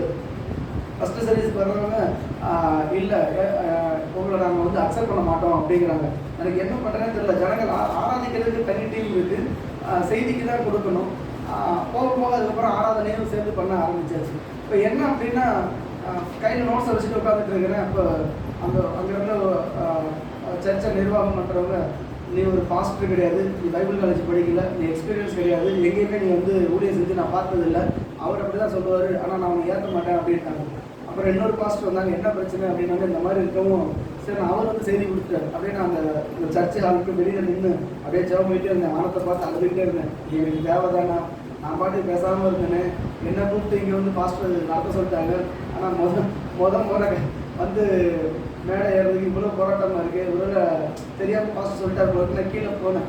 அப்போ கீழே போனப்போ பாஸ்டர் கேட்டார், என்னப்பா முடிச்சிட்டியா அப்படின்னாரு. இல்லை பாஸ்டர் நான் எதுவும் பண்ணலை. ஏன் பண்ணலை, இந்த மாதிரி நடந்து போச்சு, யார் பண்ணா கூட்டு வா அப்படின்னு கூப்பிட்டு வந்தால் அப்போ சொன்னார், ஏன் ஏற்ற மாட்டேட்டீங்க. இல்லை நீங்கள் சொல்லுவீங்க, நாங்கள் தான் கேட்கணுமா அப்படின்ட்டு அவர்கிட்டயே இது பண்ணாங்க. நான் சொன்னது தான் அப்படின்னு. இல்லை இவர் வந்து ஒரு மற்றவங்கலாம் ஒரு எக்ஸ்பீரியன்ஸான ஆளுங்க, இவருக்கு வயசு கம்மி, அனுபவமும் இல்லை, இவர் எங்கேயுமே பைபிள் காலேஜ் படிக்கல, நீங்களும் ஆர்டினேஷனும் கொடுக்கல அப்படின்னா, நோ ஆர்டினேஷன் நீ பண்ணு அப்படின்றாரு. அப்படியே எனக்கு என்ன பண்ணுறதே தெரியல. இப்படி நடந்ததுக்கப்புறம் என்ன செஞ்சாங்க, அடுத்த வாரம் போகும்போது மைக்கில் வால்யூமை குறைச்சி வச்சு விடுவாங்க. எனக்கு தான் எங்கே போய் ஏற்றுறதே தெரியாது. அந்த மிக்சரு ஆம்ப்ளிஃபயர்லாம் இருக்கு இல்லையா, அது ஒன்றுமே எனக்கு தெரியாது. கத்தனாலும் வெளியே பின்னாடி நின்று எனக்கு கேட்க மாட்டேன். என் மைக்கு மட்டும் கம்மியாக இருக்கும். அதெல்லாம் ரொம்ப கஷ்டமாக இருந்துச்சு. பேசுறது புரியலம்பாங்க. 1/2 மணி நேரத்துக்கு தான் அந்த செய்தியை வந்து கொடுக்கணும்னா ரொம்ப கம்ப்ரஸ் பண்ணி கொடுக்கறதுக்கு எனக்கு தெரியல. ரொம்ப கஷ்டப்படுவேன். நிறைய பேர் வந்து பாஸ்டர்கிட்ட போய் கம்ப்ளைண்ட் பண்ணிட்டே இருப்பாங்க, இவர் பேசுறதே புரியல, ரொம்ப வேகமாக போறாரு, இவர் வேற ஆளை மாற்றிருங்கன்னு சொல்லிட்டு 6 மாதம் 8 மாதம் 1 வருஷமா போராடிட்டு இருக்கிறாங்க. பாஸ்டர் கண்டுக்கவே இல்லை, ஏன்கிட்டையும் சொல்லவே இல்லை உன்னை பற்றி கம்ப்ளைண்ட் வருது போகணும். ஆனால் கூட உள்ளவங்கலாம் சொல்கிறாங்க, பிரதர் உங்களை பற்றி ரொம்ப கம்ப்ளைண்ட் பாஸ்டர் வந்துகிட்டே இருக்கிறோம், எனக்கு 10 போட்டுன்றது. அதான் தெரியுமே, நம்ம தான் ஒன்றும் லாய்க்கு இல்லாத ஒரு மனுஷன் வச்சு நான் போய் எப்படி செய்ய போகிறேன். ஆனால் நாளாக இதுக்காகவே நிறைய ஜெபிக்க ஆரம்பித்தேன், நிறைய ஆண்டவர் எனக்கு திரும்ப கொடுக்க ஆரம்பித்தேன். அதுக்கப்புறம் வரும்பொழுது நான் வர கர்த்தரை நடத்த ஆரம்பித்தேன். அதே இடத்துல நல்ல ஒரு எனக்கு சந்தோஷமாக அந்த ஊழியத்தை செய்து முடிக்க கர்த்தர் திரும்ப தந்தார். இன்னைக்கு எந்த டேலண்ட் இல்லை எனக்கு, அந்த நான் சொல்கிறது எனக்கு ஊழியத்தின் பாதையில சொல்கிறேன். ஒர்க்லேயோ ஒரு பிஸ்னஸ்லேயோ எந்த லைனில் எடுத்தாலும் சரி, நமக்குன்னு ஒருத்தரம் இல்லை. அன்றைக்கி எங்கள் பாஸ்டர்கிட்ட போய் பேசுறதுக்கு யாருமே கூட எனக்காக சப்போர்ட் பண்ணி பரவாயில்ல சத்தியமாக என்கரேஜ் பண்ணுங்க, அவர் ஒருத்தர் மட்டும் தான் எனக்கு என்கரேஜ் பண்ணி. ஏன்னு எனக்கு இன்னமும் தெரியல. ஏன் எங்கள் பாஸ்டர் அவ்வளோ சீக்கிரம் யாரையும் அக்செப்ட் பண்ண மாட்டாரு, ஆனால் எல்லாரும் எதிர்த்து நின்னாலும் முடியாது, சத்தியமாக தான் நிற்கணும்னு சொல்லி அவர் எனக்காக நின்றார். அது தேவன் ஏற்படுத்தினதுனால அந்த காரியம் அது வந்தது. அப்போ அதுக்கப்புறம் வர்றப்ப ரியலாக நான் சொல்கிறேன், என்னுடைய அந்த ஃபஸ்ட்டு சர்வீஸுக்கு மக்கள் நிறைய பேர் தேடி வர ஆரம்பித்தாங்க. மற்ற ஆராதனைக்கெல்லாம் மற்ற 3 பேர் நடத்துவாங்க, அதுக்கு கொஞ்சம் மக்கள் முன்ன பின்ன இருப்பாங்க. ஆனால் நாங்கள் போக ஜனங்கள் வந்து இடத்துல ஜெபிக்க வர்றதோ ஃபீட்பேக் கொடுக்கறதோ அதெல்லாம் ரொம்ப ஆச்சரியமாக இருந்தது. தேவன் நடத்தினார். ஸோ நமக்கு யாருமே உதவிக்கு ஒத்தாசைக்கு இல்லை அப்படின்னாலும், நம்மளை உருவாக்க நம்மளை வழிநடத்த யாருமே இல்லைனாலும் பரவாயில்ல, கர்த்தர் நம்மோடு கூட இருக்கிறார். அல்லேலூயா, அல்லேலூயா. நம்மை நடத்துகிற தேவன் நம்முடைய. எத்தனையோ ஒரு சகோதரிகள் சமைக்கவே தெரியாது, ஆனால் ஜெபம் பண்ணிட்டு அவங்க பாட்டு சமைப்பாங்க, பார்த்தா நல்லா அருமையாக சமைக்க ஆரம்பிச்சிருவாங்க. எத்தனை திறமைகள் ஆண்டவர் நம்மளுக்கு கொடுத்துருக்கிறார் தெரியுமா? இப்போ எனக்கு எதுவுமே தெரியாதுன்னு சொல்லி நம்ம விட்டுறக்கூடாது. இப்போ அந்த தாவீதுக்கு ஈசாயினுடைய பேக்ரவுண்டில் வந்தாலும், அவங்க அப்பா அந்த சினகாட்டில் ஒரு முக்கியமான நபராக இருந்தாலும், சொந்த குடும்பத்தாலே இந்த மகன் வந்து வெறுத்து ஒதுக்கப்பட்ட ஒரு மகன். என் தகப்பனும் என் தாயும் என்னை கைவிட்டாங்க, கர்த்தர் தான் என்னை சேர்த்து கொண்டார். என் தாயின் கர்ப்பத்திலிருந்து வெளிப்படும் பொழுது நான் ஒரு சார்பில் விழுந்தேன், இந்த பிள்ளை எனக்கு வேண்டாம்னு சொல்லி அந்த தாவீதை அங்கே அவங்க அம்மா தூக்கி போட்டாங்க.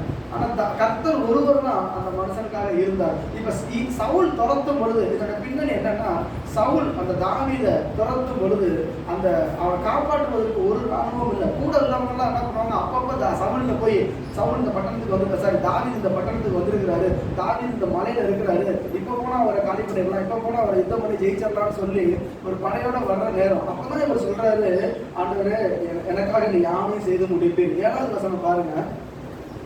நான் துன்பத்தின் நடுவிலே நடந்தாலும் நீர் என்னை உயிர்ப்பிப்பீர், என் சத்துருக்களின் கோபத்திற்கு விரோதமாக உமது கையை நீட்டினீர், உமது வலது கரம் என்னை ரட்சிக்கும். ஆமென். நான் துன்பத்தின் நடுவிலே நடந்தாலும் நீர் என்னை உயிர்ப்பிப்பீர். இன்னைக்கு நம்ம எவ்வளவு துன்பங்கள் வந்தாலும் சரி, எவ்வளவு கஷ்டங்கள் வந்தாலும் சரி, லைஃப்ல நான் ஒர்க் பண்ணிட்டு இருந்த பொழுதும் சரி, பர்சனல் ஃபேமிலி லைஃப்லையும் சரி, மினிஸ்ட்ரி பாதையிலையும் சரி, நிறைய துன்பங்கள் துயரங்கள் வரும் பொழுது நான் பார்த்துருக்கிறேன். அந்த நேரம் மட்டும் நான் தனித்து விடப்படுது. அது வரைக்கும் எல்லாரும் கூட இருப்பாங்க. பிரச்சனைன்னு வரும் பொழுது மறைஞ்சு போயிடுவாங்க. அப்போ நான் மட்டும் தனியாக நின்றுட்டு இருப்பேன். எனக்கு முன்னாடி ஒரு 20-30 பேர் என்னை குற்றம் சாட்டுறதுக்கு இருப்பாங்க. அப்போ நான் சொல்கிற ஒரு பதில் என்னன்னா, எனக்காக பேசுறதுக்குன்னு யாருமே கிடையாது, ஆனால் என் ஆண்டவர் இருக்கிறார். எனக்காக யாருமே இல்லை. எத்தனை ஊழியக்காரங்களாம் வருவாங்க, நீ செஞ்சதான் தப்பு, நீ பண்ணதான் தப்புமாங்க. ஃபேமிலி ப்ராப்ளம் வரும்பொழுது அதுதான் நடந்துச்சு. அப்போ நான் ஒன்று மட்டும் நான் சொல்லிகிட்டே இருப்பேன், எத்தனை பேர் பேசுறதுக்கு அதுக்கு இருக்கு, ஆனால் என் பட்சத்தில் ஒருவரும் இல்லை. தகப்பன் இருக்காரு, அவர் பார்ப்பார், அவர் கேட்பார். அந்த ஒரு மனுஷன் சொல்லுவார், ஒரு ஆசாரியன் சொல்லுவார், கர்த்தரதை பார்ப்பார், கர்த்தரதை கேட்பார். அந்த வார்த்தையை தான் நான் பிடிச்சிங்க. என்ன நடந்ததுன்னா, என்னை வேலையை விட்டு துரத்தணும்னு நினைச்ச மனுஷங்கள்லாம் வேலையை விட்டு போனாங்க. எனக்கு இன்க்ரிமெண்ட்டே வரக்கூடாதுன்னு சொன்ன ஆட்கள்லாம் அவங்களுக்கு இன்க்ரிமெண்ட் வராமல் போச்சு, எனக்கு ப்ரமோஷன் வந்துச்சு, இன்க்ரிமெண்ட் வந்தது. வீட்டை விட்டு துரத்தணும், இந்த இடத்துல குடியே இருக்கக்கூடாதுன்னு சொல்லி எனக்கு ஓனர்கிட்ட சொல்லி எப்படியாவது இந்த இடத்த விட்டு காலி பண்ணுங்க. ஏன்னா நாங்கள் ஜெபம் பண்ண ஆரம்பிச்சிட்டோம், ப்ரேயர் பண்ண ஆரம்பிச்சதுக்கப்புறம் நாங்கள் வாடகை வீட்டில் தானே இருக்கிறோம். ஓனரை போய் பார்த்து பேசி மூணு ஃபேமிலி போய் பார்த்து இவர் இந்த இடத்த விட்டு காலி பண்ணிடுங்க, ஒரே பாட்டு சத்தமாக இருக்குது, ஆராதிக்க முடியும், அந்த ஆராதனை சத்தம் அவங்களால இருக்க முடியல. ஆனால் என்னென்ன பக்கத்து வீட்டுக்கு அடுத்த வீட்டுக்கே நான் வந்துட்டேன். இவங்களுக்கு ஒன்றுமே புரியல, இது எப்படி நடக்குது, இங்கே யாருமே வீடு கொடுக்கக்கூடாதுங்கிற அவங்க வந்து பேசி வச்சிருக்கிறாங்க. ஆனால் அதன் நடுவிலேயே கர்த்தர் அவங்களுக்கு பக்கத்துலேயே எனக்கு ஒரு வீடு கிடச்சிச்சு. இப்படிலாம் ஒன்று ஒன்றா பார்க்கும் பொழுது தேவன் என் கூட இருக்கார், தேவன் என்னோட கூட இருக்கிறார். ஆனால் என்னோட எதிர்த்தவங்களும் யுத்தம் பண்ணிட்டவங்களும் என்ன பின்பக்கமாக காரியங்களை செஞ்சவங்க அத்தனை பேரும் அவங்க வெட்கப்பட்டு போனாங்க, மறிச்சு போனாங்க, ஊரை விட்டே போனாங்க. கர்த்தர் என் கூடவே இருக்கிறார். அல்லேலூயா, அல்லேலூயா. உங்களுக்கும் அதுதான். எவ்வளவு நெருக்கங்கள் வந்தாலும் சரி, எவ்வளவு போராட்டங்கள் வந்தாலும் உங்களோட நிலத்தை அபகரித்து கொடுத்து ஒரு சகோதரன் வந்து நம்ம சபைக்கு வர ஒரு சகோதரன் தான் 2018 வருஷம் நினைக்கிறேன், 17வது வருஷம் நாங்கள் ஜெபம் பண்ணி கொண்டு இருக்கிறோம். அப்போ அந்த சொன்னார், இந்த மாதிரி எங்கள் வீட்டோட நல்ல காம்பவுண்ட் பக்கத்தில் இடம் இருக்குது, ஒரு அடி ஃபுல் லென்த்துக்கு ஒரு 3 அடி கூட காம்பவுண்டை கட்டிட்டு அது மாதிரி அவர் வந்து அந்த ஊரில் இருக்கிறவர், இவங்க வெளியூர்லேருந்து இங்கே வந்தவங்க, இவங்களுக்கு ஆதரவு யாருமே இல்லை. அப்போ அவர் சொன்னார், உனக்குலாம் அடித்தா எவன்டா கேட்பான், உனக்கு எவனாச்சும் உனக்காக ஆதரவாக வந்துடுவானா, என் கைக்கு உன்னை தப்பி வைக்க யார் இருக்கிறா அப்படின்னு சொல்லி அவ்வளோ கண்டிப்பாக அந்த மனுஷனை கைக்கு தப்பி வைக்க ஒருத்தரும் இல்லை. இவங்க சொந்த இடத்த அப்படியே விட்டு கொடுத்தாங்க. காம்பவுண்டு கண்ணு முன்னாடி இவங்க இடத்துல அந்த காம்பவுண்டு கட்டப்பட்டு அப்படியே நெக்கிது. அப்போ அந்த ஜெப நேரத்தில் நாங்கள் ஜெபிச்சுட்டு இருக்கிறோம். மத்தியான நேரத்தில் ஆண்டவர் சொல்கிறேன், அந்த மனுஷன் செத்து பணமாக போகிறத நான் பார்க்குறேன் அப்படின்னு. ஒரு வாரம் 10 நாள் கூட ஆகலை, செத்துக்கிட்டு. அப்போ உன் பட்சத்தில் உனக்கு பேச யாருமே இல்லைன்னு அந்த மனுஷன் சொல்லலாம். ஆனால் நமக்காக நம்ம பட்சத்தில் பேசுறது இல்லை, செய்கிறவர் நம்ம கூட இருக்கிறார். அல்லேலூயா, அல்லேலூயா, அல்லேலூயா. 1 சாமுவேல் 24வது அதிகாரம் 15வது வசனம். 1 சாமுவேல் 24:15. கர்த்தர் நியாயாதிபதியாக இருந்து எனக்கும் உமக்கும் நியாயம் தீர்த்து எனக்காக வழக்காடி நான் உங்களுடைய கைக்கு தப்ப என்னை விடுவிப்பாராக என்றான். இந்த 2 அதிகாரத்தை நீங்க எடுத்து வீட்டில் போய் பாருங்க. 1 சாமுவேல் 24வது அதிகாரமும் 1 சாமுவேல் 26வது அதிகாரம் ரெண்டையுமே நீங்க படிக்கும் பொழுது சவுல் ஒரு பெரிய படையை திரட்டி கொண்டு தாவீதை தேடி வர்றாரு. ஒரு முறை தாவீது அந்த குகைக்குள்ள அந்த கெபிக்குள்ள அவர் தங்கி இருக்கிறாரு. சரியா அந்த சவுல் அங்க வந்து மோசம் போறதுக்காக அங்க வர்றாரு. ஆனா இங்க கூட இருக்கிறவங்க சொல்றாங்க, இதான் சரியான நேரம், படையெல்லாம் வெளியில இருக்கு, இந்த இருட்டுக்குள்ளார தனியா உட்கார்ந்து இருக்கிறாரு, நாம உள்ள இருக்கிறதே அவங்களுக்கு தெரியல, யாரு தாவீதும் அவனோட கூட சேர்ந்த சேனைகளும் உள்ள இருக்குது, அதுவே இந்த சவுலுக்கு தெரியல.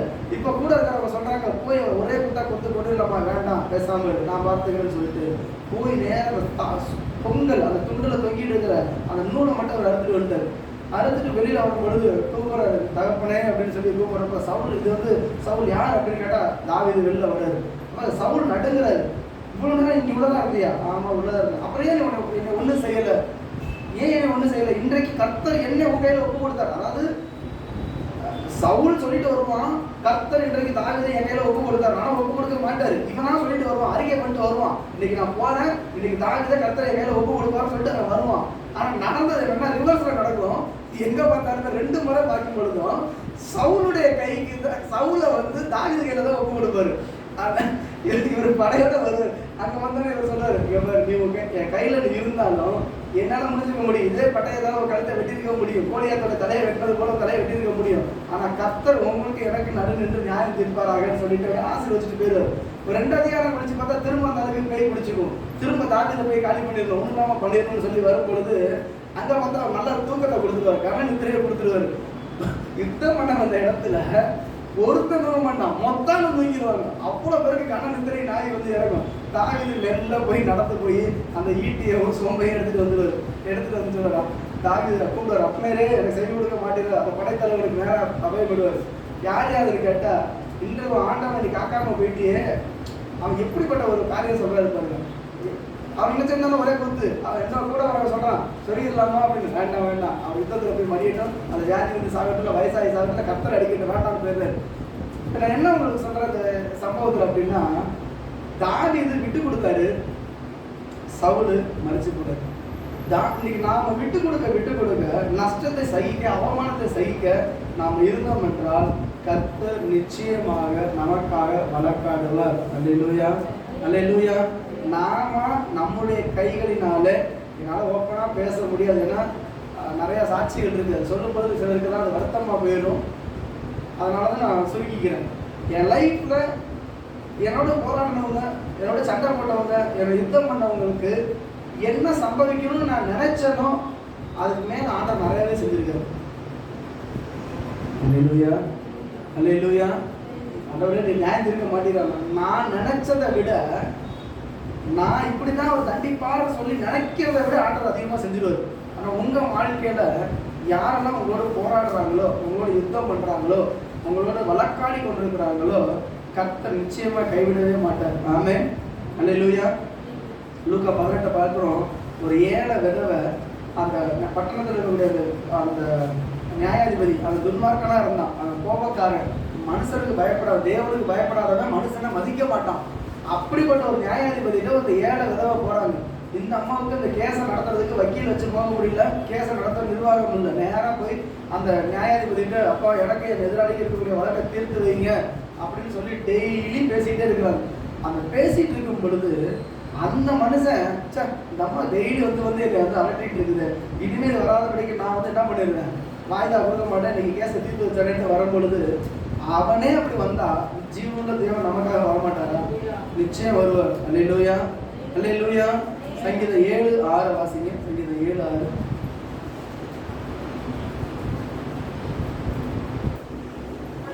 கர்த்தாவே, நீர் உம்முடைய கோபத்தில் எழுந்திருந்து என் சத்துருக்களுடைய மூர்க்கங்கள் நிமித்தம் உண்மை உயர்த்தி எனக்காக விழித்துக் கொள்ளும் நியாய தீர்ப்பை நியமித்திருக்கிறது. இப்ப எனக்கு என் சத்துருக்கு பிரச்சனை வந்துருச்சுன்னா, இப்ப சத்துரு எப்படி இருக்கா, மூர்க்கத்தோட இருக்கிறான். ஆயிரம் ஆக்ரோஷமா வர்றான், பயங்கரமான கெட்ட வார்த்தைகளை பேசுறான், இன்னைக்கு நம்ம பொண்ணு அடிக்கிட்டு வர்றான். அப்ப நாம என்ன பண்ணுவோம், அவன் கொஞ்சம் மூர்க்கப்பட்டாலும் நம்மளுக்கும் கொஞ்சம் கோபம் வருமா வராதா? அவனே கோபத்தோடு வரான்னா, கோபத்தில் உள்ளவங்க எப்படிப்பட்ட அவனோட பாடி லாங்குவேஜ் இருக்கும், எப்படிப்பட்ட அந்த காரியங்கள் இருக்குன்னு பாருங்க. என்னைய பார்த்து இப்படி பேசிட்டியா, என்னைய பார்த்து இப்படி செஞ்சுட்டியான்னு சொல்லிட்டு நாம என்ன பண்ணுவோம், நாமும் கொஞ்சம் கோபப்படுவோம், நாமும் கொஞ்சம் ஏதாவது பதில் பேசிட்டு இருப்போம். ஆனா இந்த தாவீது மனுஷன்கிட்ட பதில் பேசவே இல்லை. இப்ப தாவீது என்ன பண்றாரு, இந்த கோபம் எனக்கு தான் வரணும், ஆனா ஆண்டவர்கிட்ட திருப்பி விடுறாரு. ஒரு மனுஷன் தேவனை பார்த்து, ஆண்டவரே நீர் எழுந்திருந்து என் சத்துருக்களுக்கு பதில் சொல்லுங்கன்னு சொன்னா கூட பரவாயில்ல, நீருடைய கோபத்தில் எழுந்திருந்து, அல்லேலூயா அல்லேலூயா, அதாவது ஆண்டவரை தூண்டி விடுறது.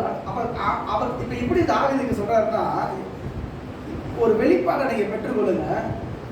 தாவீது ஆண்டவரை பார்த்து, நீங்க சும்மா மட்டும் எழுந்திரிச்சாதீங்க ஆண்டவரே, கோபத்தோட எழுந்திரிச்சு அடிங்கன்னு சொல்லல. நல்ல வெளிப்பாடை புரிஞ்சுக்கிட்டீங்கன்னா, நம்முடைய போராட்டம் மாம்சத்தோடும் ரத்தத்தோடும் இல்லை. இவங்க தாவீதை மாம்சத்துல பார்த்துட்டு இருக்காங்க, தாவீது ஆவிக்குரிய கண்களை திறந்து தேவனை பார்த்துட்டு இருக்காரு. அதனாலதான் இப்ப தேவனை பார்க்கும் பொழுது, இவர் சத்துருக்கள் தாவீதை யுத்தம் பண்ணும் பொழுது தேவனுடைய முகத்தை பார்த்தா தேவன் அப்படியே கோபமா இருக்கிறாரு. என் பிள்ளையோட நீ வழக்காட வரியா, அவனை இருதயத்துக்கு ஏற்றவனாக கண்டேன், எனக்கு சித்தமானதுல அவன் செய்வான், நான் தாவீதோடு இருக்கிறேன். அவ்வளவு நேசிக்கிற ஒரு மகனை தொட ஆரம்பிச்ச உடனே தேவனுக்கு கோபம் வந்துருச்சு. இப்ப அவர் பார்க்கிறாரு, இந்த கோபத்தோட எந்திரிச்சு நீங்க யுத்தம் பண்ணுங்க, நான் அமைதியாயிடுறேன்.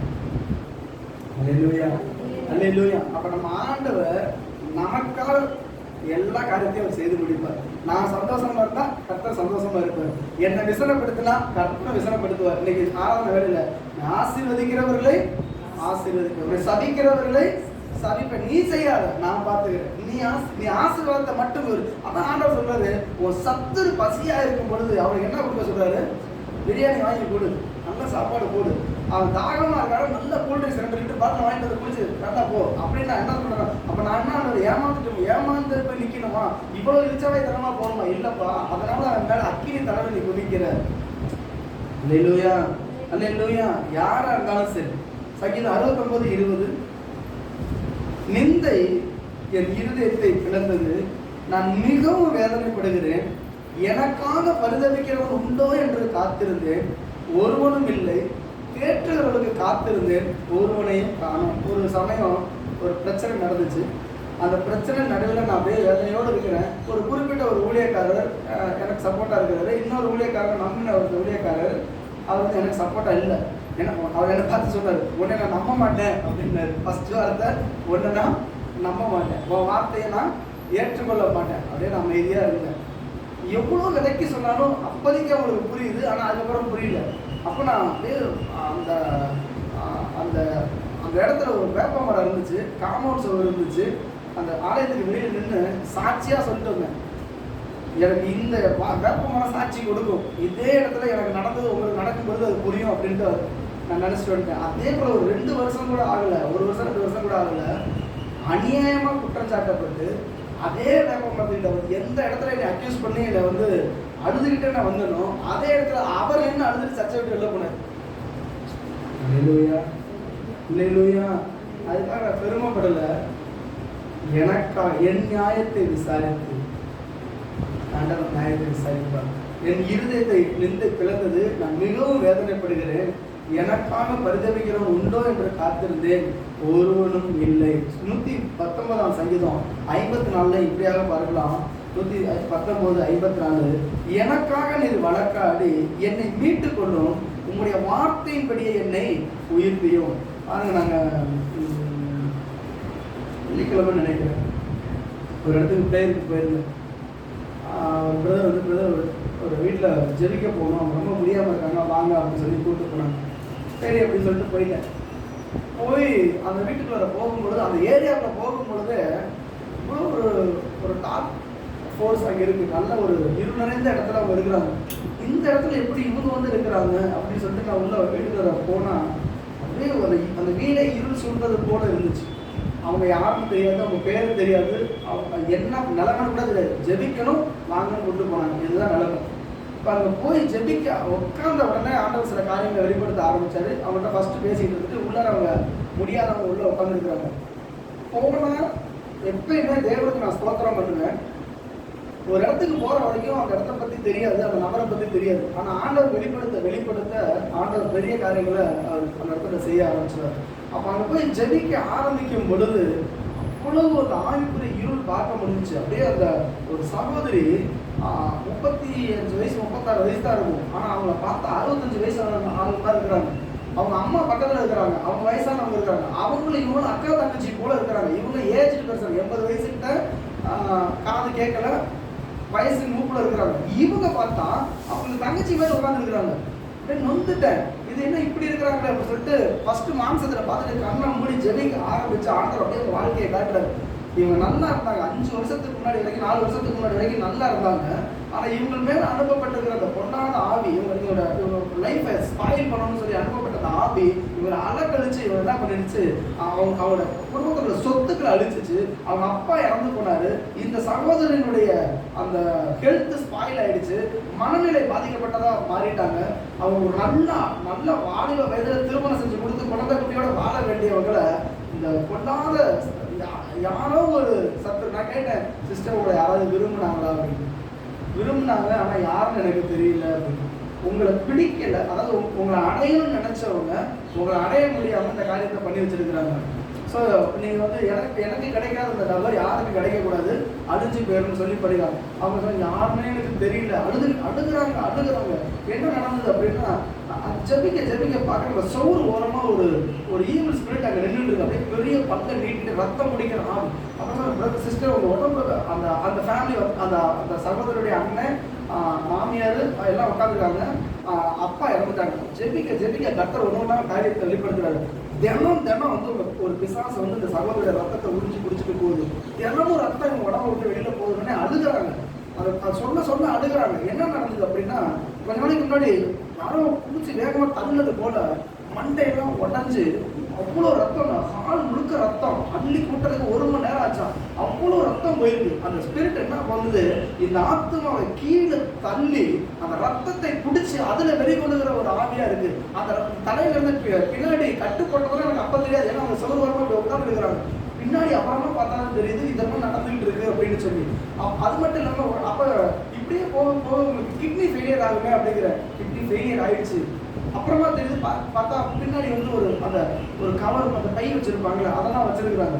இது என்ன அப்படின்னா, நம்மளை பிடிக்காத நபர்கள் நம்மளை சுற்றி இருந்துட்டு தான் இருக்காங்க. நான் வந்து ஒரு காலத்தில் இந்த மந்திரவாதம் பில்லி சமயத்தெல்லாம் நான் ரொம்ப ஏற்றுக்கொள்ளல, அதிகமாக நான் நம்பல இருந்துச்சு. ஆனால் யார் நமக்காக வைக்க போறா, யார் இதெல்லாம் செய்வாங்க அப்படின்னு சொல்லி. இன்னைக்கு இந்த கடைசி காலத்தில் வாழ்ற நமக்கு விரோதமாக பொல்லாத ஜனங்கள் எழுப்பி பொல்லாத காரியத்தை செஞ்சுக்கிட்டே இருக்கிறாங்க.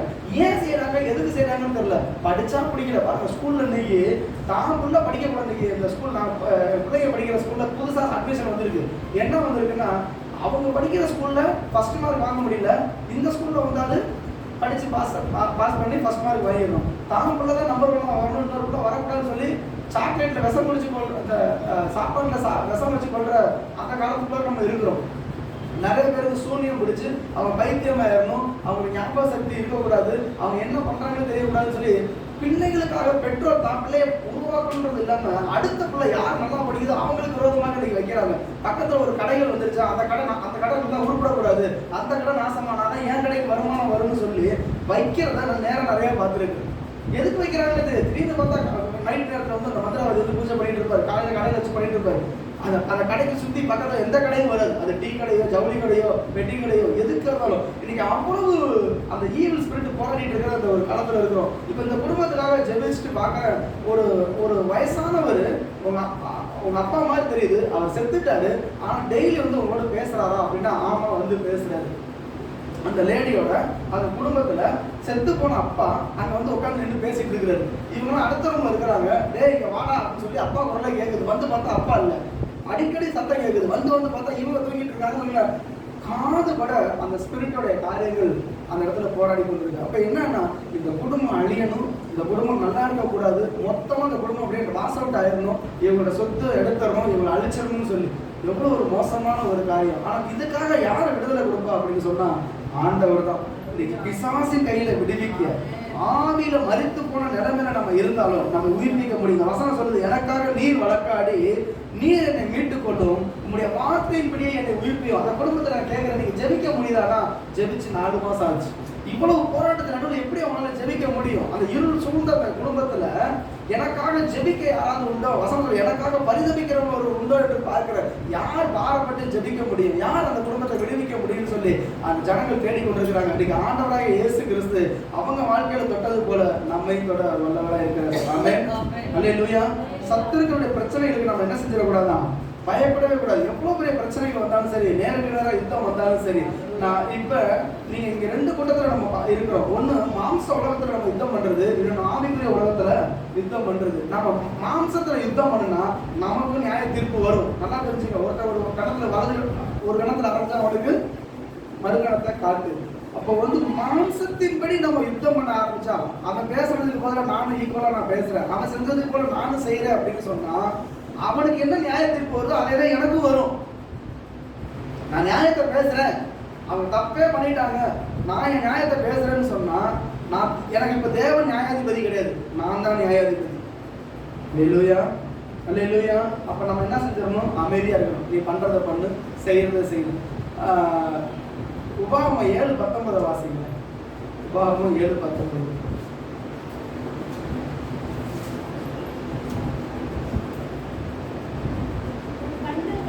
உன் கண்கள் கண்ட பெரிய சோதனைகளையும் அடையாளங்களையும்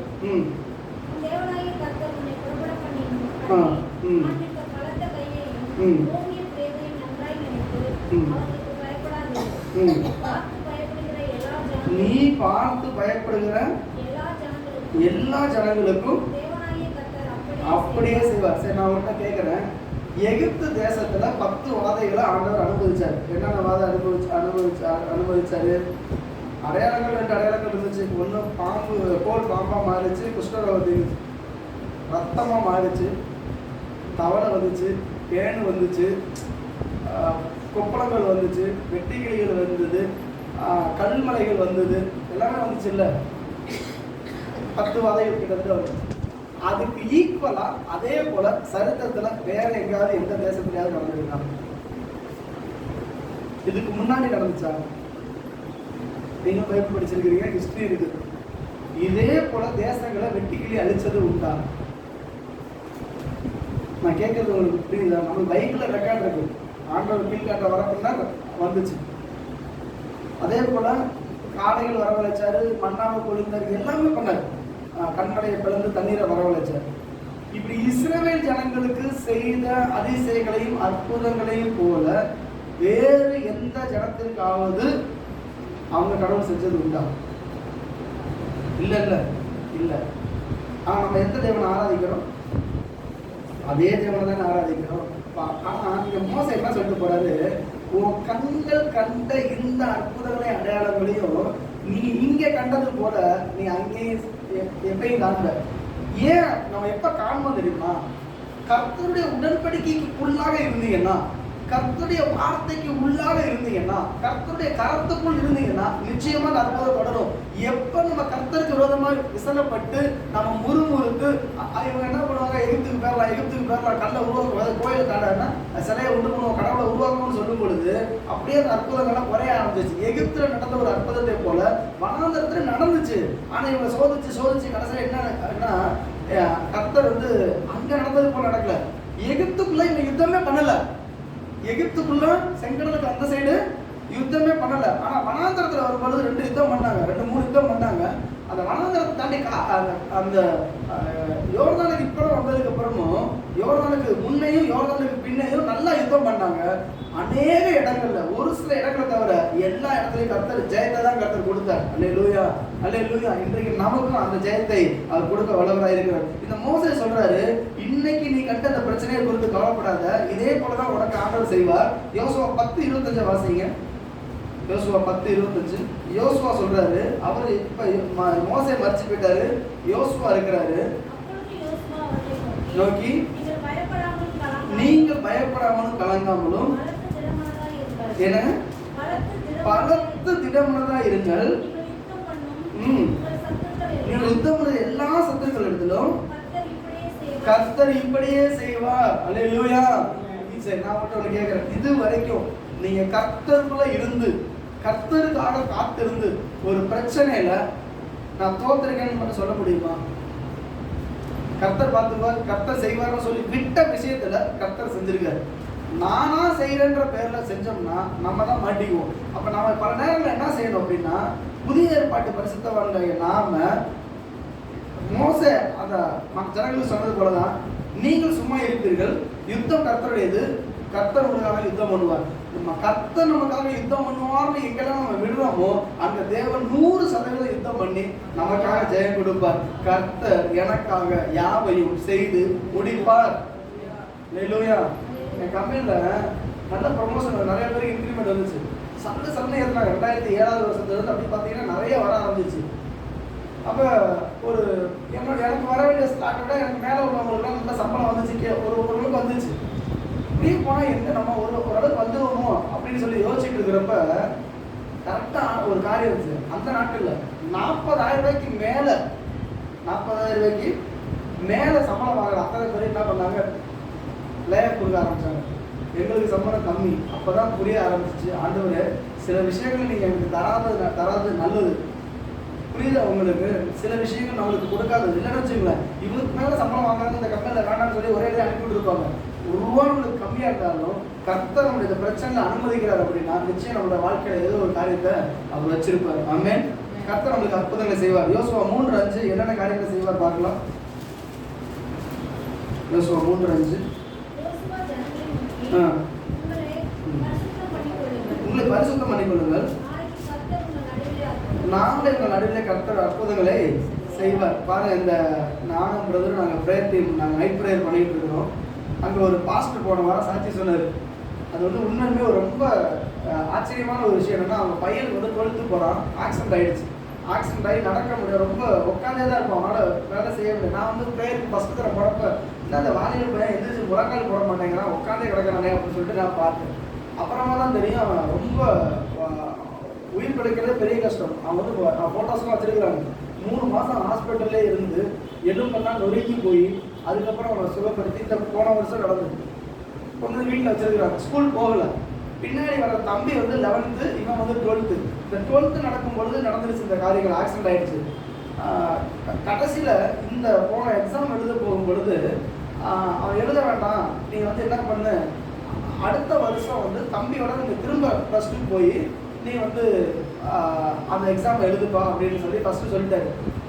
எக்ஸாம் இருக்கிறதுக்கு 1 மாதத்துக்கு முன்னாடி என்ன சொல்லியிருக்காரு, பரவாயில்ல எழுது, வரட்டும் அப்படின்னு. ஏப்பா எப்போ சொல்கிறாரு, முன்னாடியே சொன்னால் நான் படிச்சிருந்துருப்பேன்ல அப்படின்னு. இல்லைப்பா கர்த்தர் பார்த்துக்கோ அப்படி வந்து படி அப்படின்னு. கடைசி 1 மாதத்தில் படித்து பாஸ் ஆகிட்டான். பாஸ் ஆகி எக்ஸாமில் இதாகி ஒரு மார்க் வாங்கிட்டான். இப்போ இங்கே நம்ம இந்த சர்ச்சில், நம்ம சர்ச்சில் ஒரு நாள் வந்து மே மாதம் 6ஆம் தேதிக்கு நாங்கள் நம்ம ப்ரேயர் வச்சுருந்தோம். அதனால மழை சீசன். அவர் வந்துருந்தார். வந்து நாங்கள் ஜெபிக்கும் பொழுது கர்த்தர் கிருபையா ஒரு குறிப்பிட்ட காலேஜில் வேலை பார்க்குற 2 பேரை இங்கே கூப்பிட்டு வந்தாங்க. அவங்களும் நீங்கள் தான் அந்த ஃபஸ்ட்டு தரம் தான் இந்த சர்ச்சுக்கு வராங்க. நம்ம ஈவினிங் நாங்கள் ஜெபித்தோம். அப்போ இங்கே வந்து உட்காந்து ஜெபிக்கிறப்ப பார்த்தீங்கன்னா நல்ல மழை, வர வேண்டியமாக வர ஒரு 10 பேர் அதுக்குள்ள தான் நாங்கள் இருந்தோம், ஜெபிச்சுட்டு இருந்தோம். அந்த நேரத்தில் அந்த பாஸ்டர் என் பையனுக்கு இப்படி ஒரு சூழ்நிலை இருக்குது மே மாதத்தில், அப்போ ரிசல்ட் வரல, எக்ஸாம் தான் எழுதிருக்கிறார் இருக்குது, அட்மிஷனுக்காக நான் ட்ரை பண்ணிட்டு இருக்கிறேன் அப்படின்னு. கூட 2 பேர் இல்லை, ஒருத்தர் ஏற்கனவே எனக்கு தெரியும் காலேஜ் ஸ்டாஃப், அவர் தான் அவரை விட்டுருக்காரு. ஏன் சார் இருக்காருல்ல அவர்கிட்ட சொல்லுங்க அப்படின்னு. அவர் அட்மிஷன் டிபார்ட்மெண்ட்ல இருந்திருக்காரு.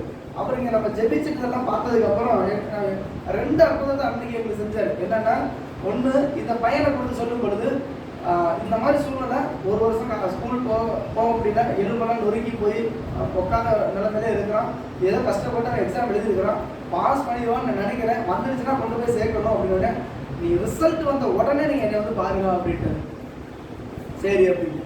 எனக்கு என்ன அற்புதம்னா, அன்றைக்கி கையில் 1000 ரூபா தான் இருந்துச்சு. ஹோட்டலில் கொண்டு போய் சாப்பாடு வாங்கி கொடுக்கணும், 10 ஜனங்களுக்கு 10 ரூபா பத்தாதான்னு எனக்கு தெரியாது. ஆனால் கொண்டு போய் நல்லா ஹோட்டலில் சாப்பிட்டோம். சாப்பிட்டு முடிச்சோடனே அதே ஸ்டாஃபு பில்லை பே பண்ணிட்டாரு. எனக்கு சந்தோஷமா இருந்துச்சு, என்னடா இப்படிலாம் நீங்கள் செய்வீங்க அப்படின்னு சொல்லிட்டு. சரி ஓகே நடந்துதான். இப்போ அந்த பையனுக்கு ரிசல்ட் வந்த உடனே இங்கே போனால் எவ்வளவோ போராட்டாங்க. ஃபஸ்ட்டு எடுத்து என்ன பண்ணாங்க, வாய்ப்பு இல்லைன்னு சொன்னாங்க, அதுக்கப்புறம் கிடச்சிச்சு.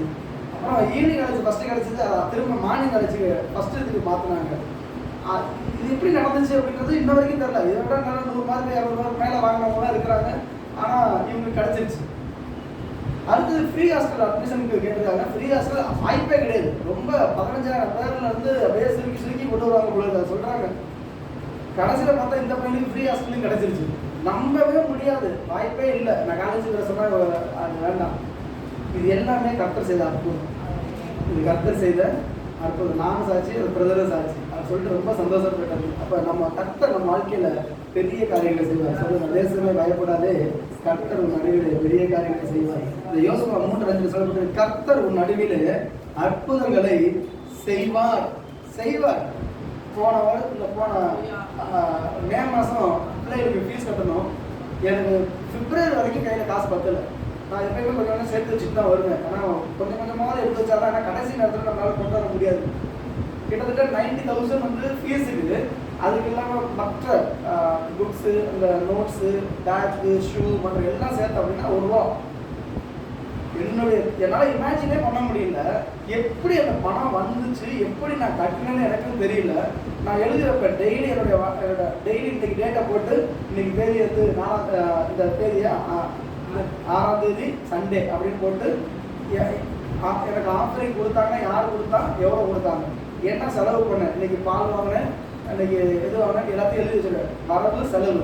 அதுக்கப்புறம் நான் என்ன ஆஃபரிங் கொடுத்தேன், சபைக்கு நான் கொடுக்கறது, வெளியில் கொடுக்கறது எல்லாமே நான் ஆஃபரிங் கொடுக்கறதுனால நான் கொடுக்குற ஆஃபரிங் எல்லாத்தையும் எழுதி வச்சுட்டு இருப்பேன். அப்போ எனக்கு கொடுக்கறதுல தசம பாகத்தை நான் கொடுத்துறேன்னா அப்படின்றத பார்ப்பேன்.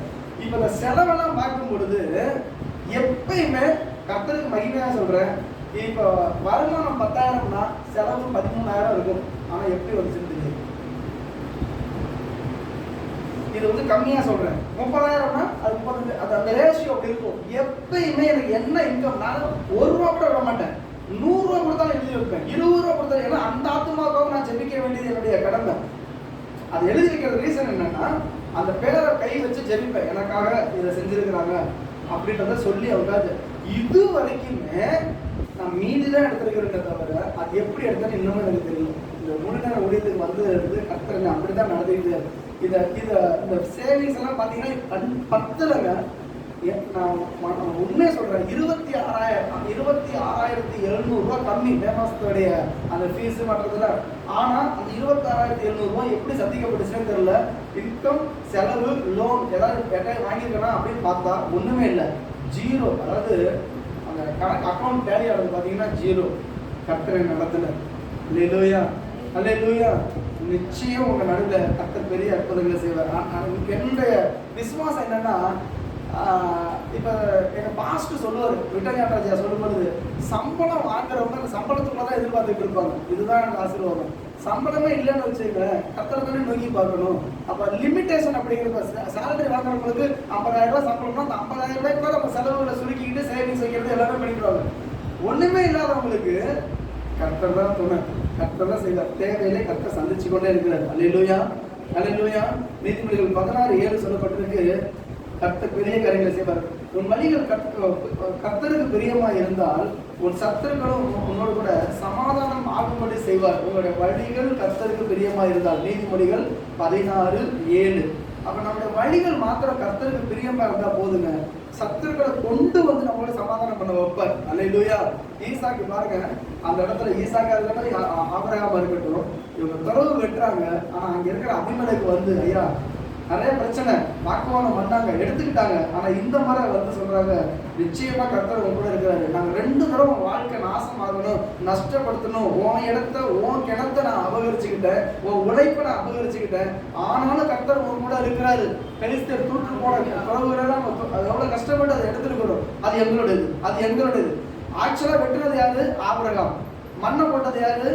அபிமெலேக்கோட கூட்டத்தை, கோராயின் கூட்டத்தை, கேரள ஜனங்க. ஆனால் 2 தடவை தூர் வாடுறதுக்கு இன்னும் கஷ்டமான காரியம். தூர் வாரின உடனே 2 தடவை வர்றாங்க. எங்களுடைய நிறைய விட்டுட்டு போயிட்டாரு. ஆனால் 3ஆவது தடவை பார்க்கும் பொழுது ஒன்றுமே பண்ண முடியாதுயா, இதுக்கு மேலே நம்ம போராடிட்டோம்னா கர்த்தர் நம்மளோட இடைப்பட ஆரம்பிச்சிருவாரு. அதனால இவங்க சொல்றாங்க, நிச்சயமா தேவன் உங்களோடு இருக்கிறார் என்பதை அறிஞ்சிருக்கிறேன், நீ என்னை விட பலத்த ஜாதியானாய், அதனால நீ வளர்ந்து என்ன பண்ணு, என்னைய ஒன்று செஞ்சிடாதுன்னு சொல்லி உடன்படிக்கை பண்ணாங்க. இன்னைக்கு தேவன் அப்படிப்பட்ட ஒரு அதிசயத்தை நம்ம வாழ்க்கையில செய்வாராக. அல்லேலூயா, அல்லேலூயா. ஏசாயா 37:4. ஏசாயா 37:4.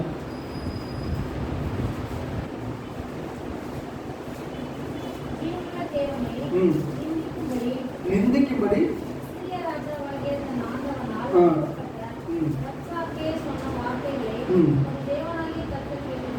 பாருங்க,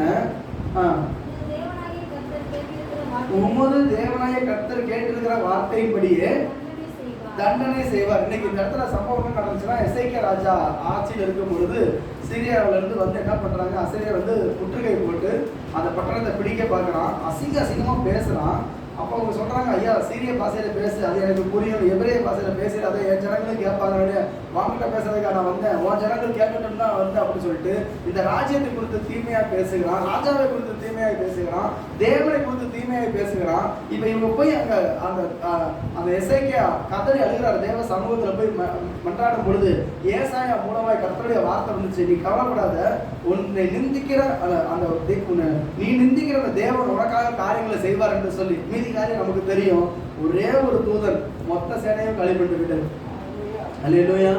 நமக்காக காரியங்களை செய்வார். ஏசாயா 51:3 கர்த்தர் சீயோனுக்கு ஆறுதல் செய்வார். இன்றைக்கு உங்களுக்கு எனக்கு என்ன செய்வார்னா ஆறுதல் செய்கிறார்.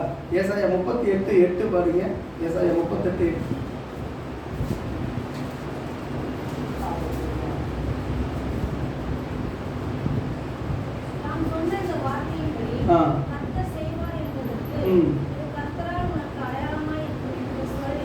பாருங்க, எசேக்கியா ராஜா வியாதிப்பட்டு கிடக்கிறாரு.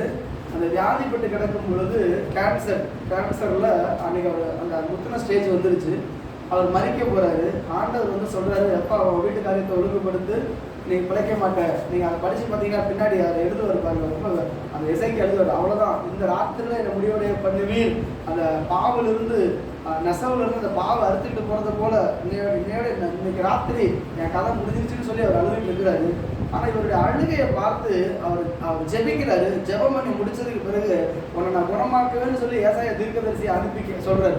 அது குணமாக்குவேன்னு என்ன அடையாளம்னு சொன்னா, அந்த ஆகாசுடைய சூரிய கடையாளத்துல 10 சாக பின்னிட்டு திரும்பணும், முன்னாடி போகக்கூடாது. இப்போ ஒன்றும் இல்லை, வால் கிளாக் இருக்கு.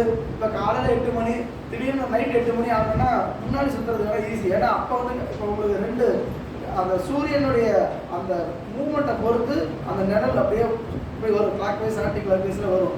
இந்த மணல் கடிகாரம்னு கேள்விப்பட்டிருக்கிறீங்களா? மேலே கீழே 2 குடும்பம் இருக்கும். அந்த மண்ணை கொட்டி வச்சுருப்பாங்க. அப்படியே மண் வந்து ஒரு சின்ன ஓட்ட வழியாக இறங்கிட்டே இருக்கும். ஒரு அளவு வச்சுருப்பாங்க. அந்த அளவு, இந்த அளவை பார்க்கும் பொழுது இவ்வளோ தூரம் மண் கொட்டிருச்சு அப்படின்னா இத்தனை மணி ஆயிடுச்சு அப்படின்னு அர்த்தம். இப்போ இதை உங்களுக்கு சொல்லி புரிய வைக்கணும்னா, மேலேருந்து மண் கொட்டிடும், கீழே இருந்து மண் ஏறாது. மேலே இருக்க குடுவையிலேருந்து அந்த மண்ணு கீழே கொட்டி கீழே நிரம்பிடும். கம்ப்ளீட்டாக வந்ததுக்கப்புறம் 12 மணி ஆயிடுச்சு. அந்த 12 ஹவர்ஸ் கணக்கு அப்புறம் திரும்பி வச்சுருவாங்க. அப்போ அந்த கிராவிடேஷன் ஃபோர்ஸில் இறங்கிட்டே இருக்கும். இது அந்த சூரிய கடிகாரத்தை போல. இப்போ இதை வச்சு நான் சொன்னோம்னா, இந்த மேலேருந்து மண்ணு போடுறது ஈஸி, ஆனால் கீழே இருந்து போகாது இல்லையா? ஆண்டவர் அதை தான் செஞ்சு ஃபில் பண்ணுறாரு. பண்ணது மட்டும் இல்லை, டைமே உலகத்தோட நேரமே மாறி போச்சு. எப்படின்னா, ஒரு ஆராய்ச்சியில் சொல்கிறாங்க, வேர்ல்டுல 24 மணி நேரம் உங்களுக்கு மிஸ் ஆகுது அப்படின்னாங்க. எப்படி மிஸ் ஆகுது அப்படின்னா, இந்த யோசுவா அதனால நிப்பாட்டு வரல, சூரியன் அஸ்தமிக்க தீவிரையாமல் அது நின்றுச்சு. சூரியன் ஒரு பகல் நேரம், அந்த 12 ஹவர்ஸ். ஏசாய நாட்களில் ஒரு 10 மணி நேரம், அது இல்லாமல் ஒரு 2 மணி நேரம். அது நான் மறந்துட்டேன். இது எல்லாமே வேதத்தில் தான் ரெக்கார்ட் ஆயிருக்கு. ஆனால் ஆராய்ச்சியில் பார்க்கும் பொழுது 10 மணி, அதாவது 24 மணி நேரம் நம்ம வந்து என்ன பண்ணியிருக்கிறோம்னா பின்னாடி நம்ம இருக்கிறோம். ஆனால் ஆக்சுவலாக சொல்லப்போனால் இன்னைக்கு வந்து ஞாயிற்றுக்கிழமைக்கு பதிலாக நீங்கள் திங்கட்கிழமை இருக்கணும். ஆனால் ஏன் ஞாயிற்றுக்கிழமை இருக்கிறோன்றது உலக ஆராய்ச்சிக்கு தெரியல. ஆனால் வேதத்தில் அதுக்காக எவிடன்ஸ் இருக்கு. அப்போ கர்த்தர் நம் நடுவில் ஒரு பெரிய காரியங்களை செய்வார். அன்னைக்கு கேன்சர் அது அத்திமலை அடைய எடுத்து அந்த பிளவில் பற்று போட்டு சொல்றப்ப கர்த்தர் பூர்ணமாக சுகப்படுத்தினார். அல்லேலூயா.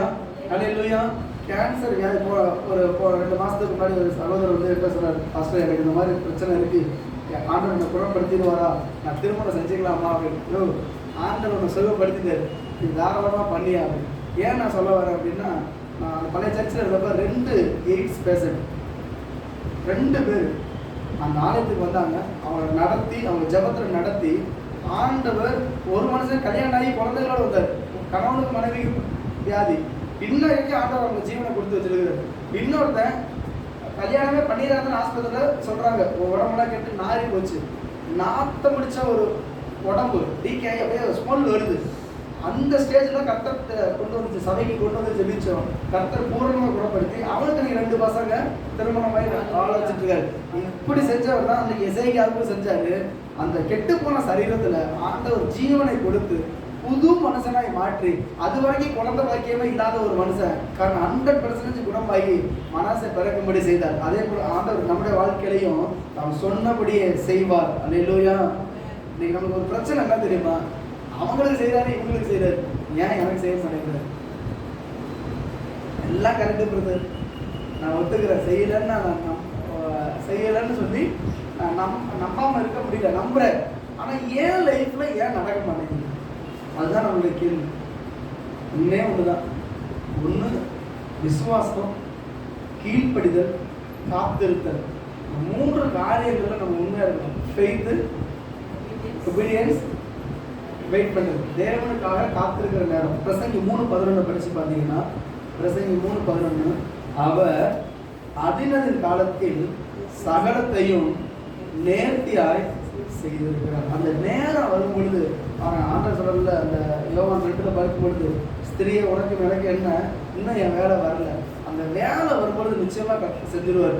அந்த விசுவாசத்தை மட்டும் நம்ம விட்டுறக்கூடாது. கர்த்தர் நமக்காக யாவையும் செய்து முடிப்பார். கண்களை மூடி ஜெபிக்கலாம்.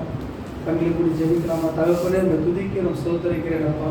ஆண்டவரே, இந்த நேரத்தில் ஆண்டவர் ஊழியம் செய்யறவருக்காக நான் ஜெபிக்கிறேனப்பா. ஆண்டவர் இந்த பாரப்படுத்துகிறேன். ஆண்டவர் திருச்சபை இல்லாம, ஆண்டவரே இன்னைக்கு சபையில ஆத்துமாக்கள் இல்லாம கஷ்டப்பட்டு கொண்டிருக்கிற ஒவ்வொருவருக்காக நான் பாரத்தோடு ஜெபிக்கிறேன். ஆண்டவரே, அழைத்தவர் நீர்தானா? தரிசனத்தை நீர்தான் தந்தீரா?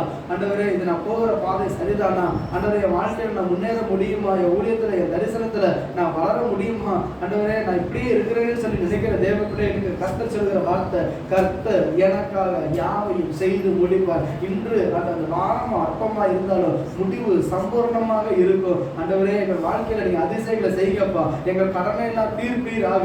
எங்களுடைய வியாதிகளை கர்த்தர் மாற்றுவீராக. எங்களுடைய பலகீனங்களை கர்த்தர் மாற்றுவீராக. எங்கள் குடும்ப பிரச்சனைகளை கர்த்தர் மாற்றுவீராக. ஆண்டவரே, எங்கள் வாழ்க்கையில் இருக்கக்கூடிய ஒவ்வொரு சவால்களை கர்த்தர் மாற்றுவீராக. ஒரு புதிய கிருபையை தாரும், புதிய விடுதலையை கர்த்தர் தருவீராக. ரட்சிப்பின் அனுபவமே இல்லாத ஆண்டவர் ஒவ்வொரு குடும்பத்தில் உள்ளவங்க ரட்சிக்கப்படுவார்களாக. இயேசுவே, உங்களுடைய வார்த்தை நிறைவேறட்டும், உங்க வார்த்தை நிறைவேறட்டும், உங்க வார்த்தை நிறைவேறட்டும். நீ சொன்னபடியே செய்வீராக. வேதம் சொல்லுகிறது, அவர் சொன்னபடியே அவர் செய்வார். தேசமே பயப்படாது, கர்த்தர் பெரிய காரியங்களை செய்வார் என்ற வார்த்தைப்படி தேவன் எங்கள் நடுவே அதிசயங்களை செய்வீராக. ராஜா, ஆண்டவரே, மனதை திருப்புகிறவர் நீர், மனதை மாற்றுகிறவர் நீர். நாகம்மனின் குஷ்டரோகத்தை தீர்த்தவர். எங்க வாழ்க்கையில் இருக்கக்கூடிய எல்லா வியாதிகளை கர்த்தரை மாற்றுவீராக. அற்புதங்களை கர்த்தர் செய்வீராக. ஆண்டவரே, இந்த செய்தியை ஆண்டவரே பார்த்து கொண்டிருக்கிற ஒவ்வொருவருக்காக நாங்கள் ஜெபிக்கிறோம். ஆண்டவரே, என்ன போராட்டங்கள் இருக்கோ, ஆண்டவரே, வெளிநாட்டுக்கு இதுவரைக்கும் போகவே முடியல, விசா கிடைக்கல, பாஸ்போர்ட் எடுக்க முடியல, கர்த்தர் எல்லா காரியத்தையும் ஒழுங்கு பண்ணி கர்த்தர் நீங்க செய்வீராக. திருமணம் ஆகாத பிள்ளைகளுக்கு தேவன் திருமணத்தை நடத்தி வைப்பீராக.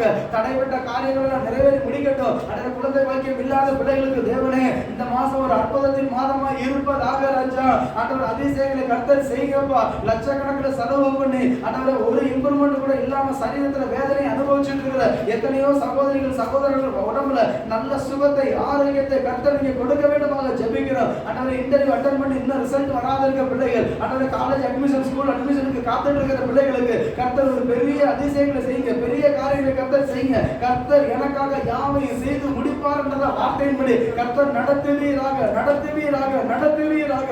ஆண்டவரே, கடன், ஆண்டவரே, லோன், ஆண்டவரே, கடன் வாங்கி வீடு முழுகிற நேரம், நகை முழுகிற நேரம், ஆண்டவரே, மீட்க வழி இல்லாத நேரம், கர்த்தர் ஆண்டவரே எல்லாவற்றையும் அடைக்க கர்த்தர் கிருபை செய்வீராக.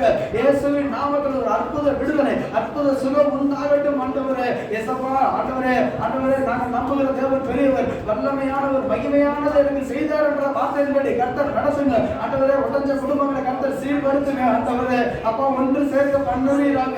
ஆண்டவரே, மேலே இறந்த இடத்துல போய் குற்றச்சாட்டுகளினால ஏதோ ஒரு காரணத்தினால இன்னைக்கு சஸ்பெண்ட் பண்ணி டிஸ்மிஸ் ஆகிருக்கிறோம். ஆண்டவரே, அப்பா, உங்களுக்கு திரும்ப வேலையை சேர்த்துக்கும்படி கர்த்தர் ஆண்டவரே அதிசயங்களை செய்வீராக, அற்புதங்களை கர்த்தர் செய்வீராக. அல்லேலூயா. ரிவால ஷபல ரிபதல ரோகதலவோ ஒரு பகதல ரிமா கரவோ ஒரு கபஷிகதல பலவா. அப்பா, எலும்புகளை நினைவுள்ளதாய் மாற்றுங்கப்பா. ஆண்டவரே, எலும்புகள் வியாதினால போராடி கொண்டிருக்கிற தேவ பிள்ளைகளுக்கு கர்த்தர் நல்ல ஒரு சுகத்தை கர்த்தர் கொடுப்பீராக. ஆண்டவரே, இருதயம் பலகீனமானவர்களுக்கு கர்த்தர் ஆண்டவரே புது இருதயத்தை கர்த்தர் கொடுப்பீராக. அப்பா, கிருபையா இறங்கும், கிருபையா இறங்கும். பழுதுபட்ட கிட்னியில் ஆண்டவரே சிறுநீரகங்கள் ஆண்டவரே செயல்படுவதாக பரிபூர்ண விடுதலை கர்த்தர் கொடுங்க, சுகத்தை கர்த்தர் கொடுங்கப்பா. ஆண்டவரே, கிருபை, கிருபை, கிருபை கொடுங்க, கிருபை கொடுங்க. மரண தூதனோடு போராடி கொண்டிருக்கிற என் குடும்பத்துல ஒவ்வொரு நாளும் மரண போராட்டங்கள், ஆண்டவரே, மரண போராட்டங்களை நீக்குவதாக இயேசு அற்புதமாய் இறங்கி வருவீராக. மரண இருளின் திசையில் இருக்கிறவர்களுக்கு கர்த்தர் வெளிச்சத்தை கொடுக்க வேண்டுமாக ஜெபிக்கிறேன். ஆண்டவரே, நாய் ஒன்று விதவை, ஆண்டவரே அவங்க கேட்கலப்பா. ஏசப்பா, நாய் ஒன்று விதவை, ஆண்டவரே என் மகனை எழுப்பி கொடுன்னு கேட்கல. கூட உள்ள யாரும் ஜெபிக்கல, கர்த்தருல.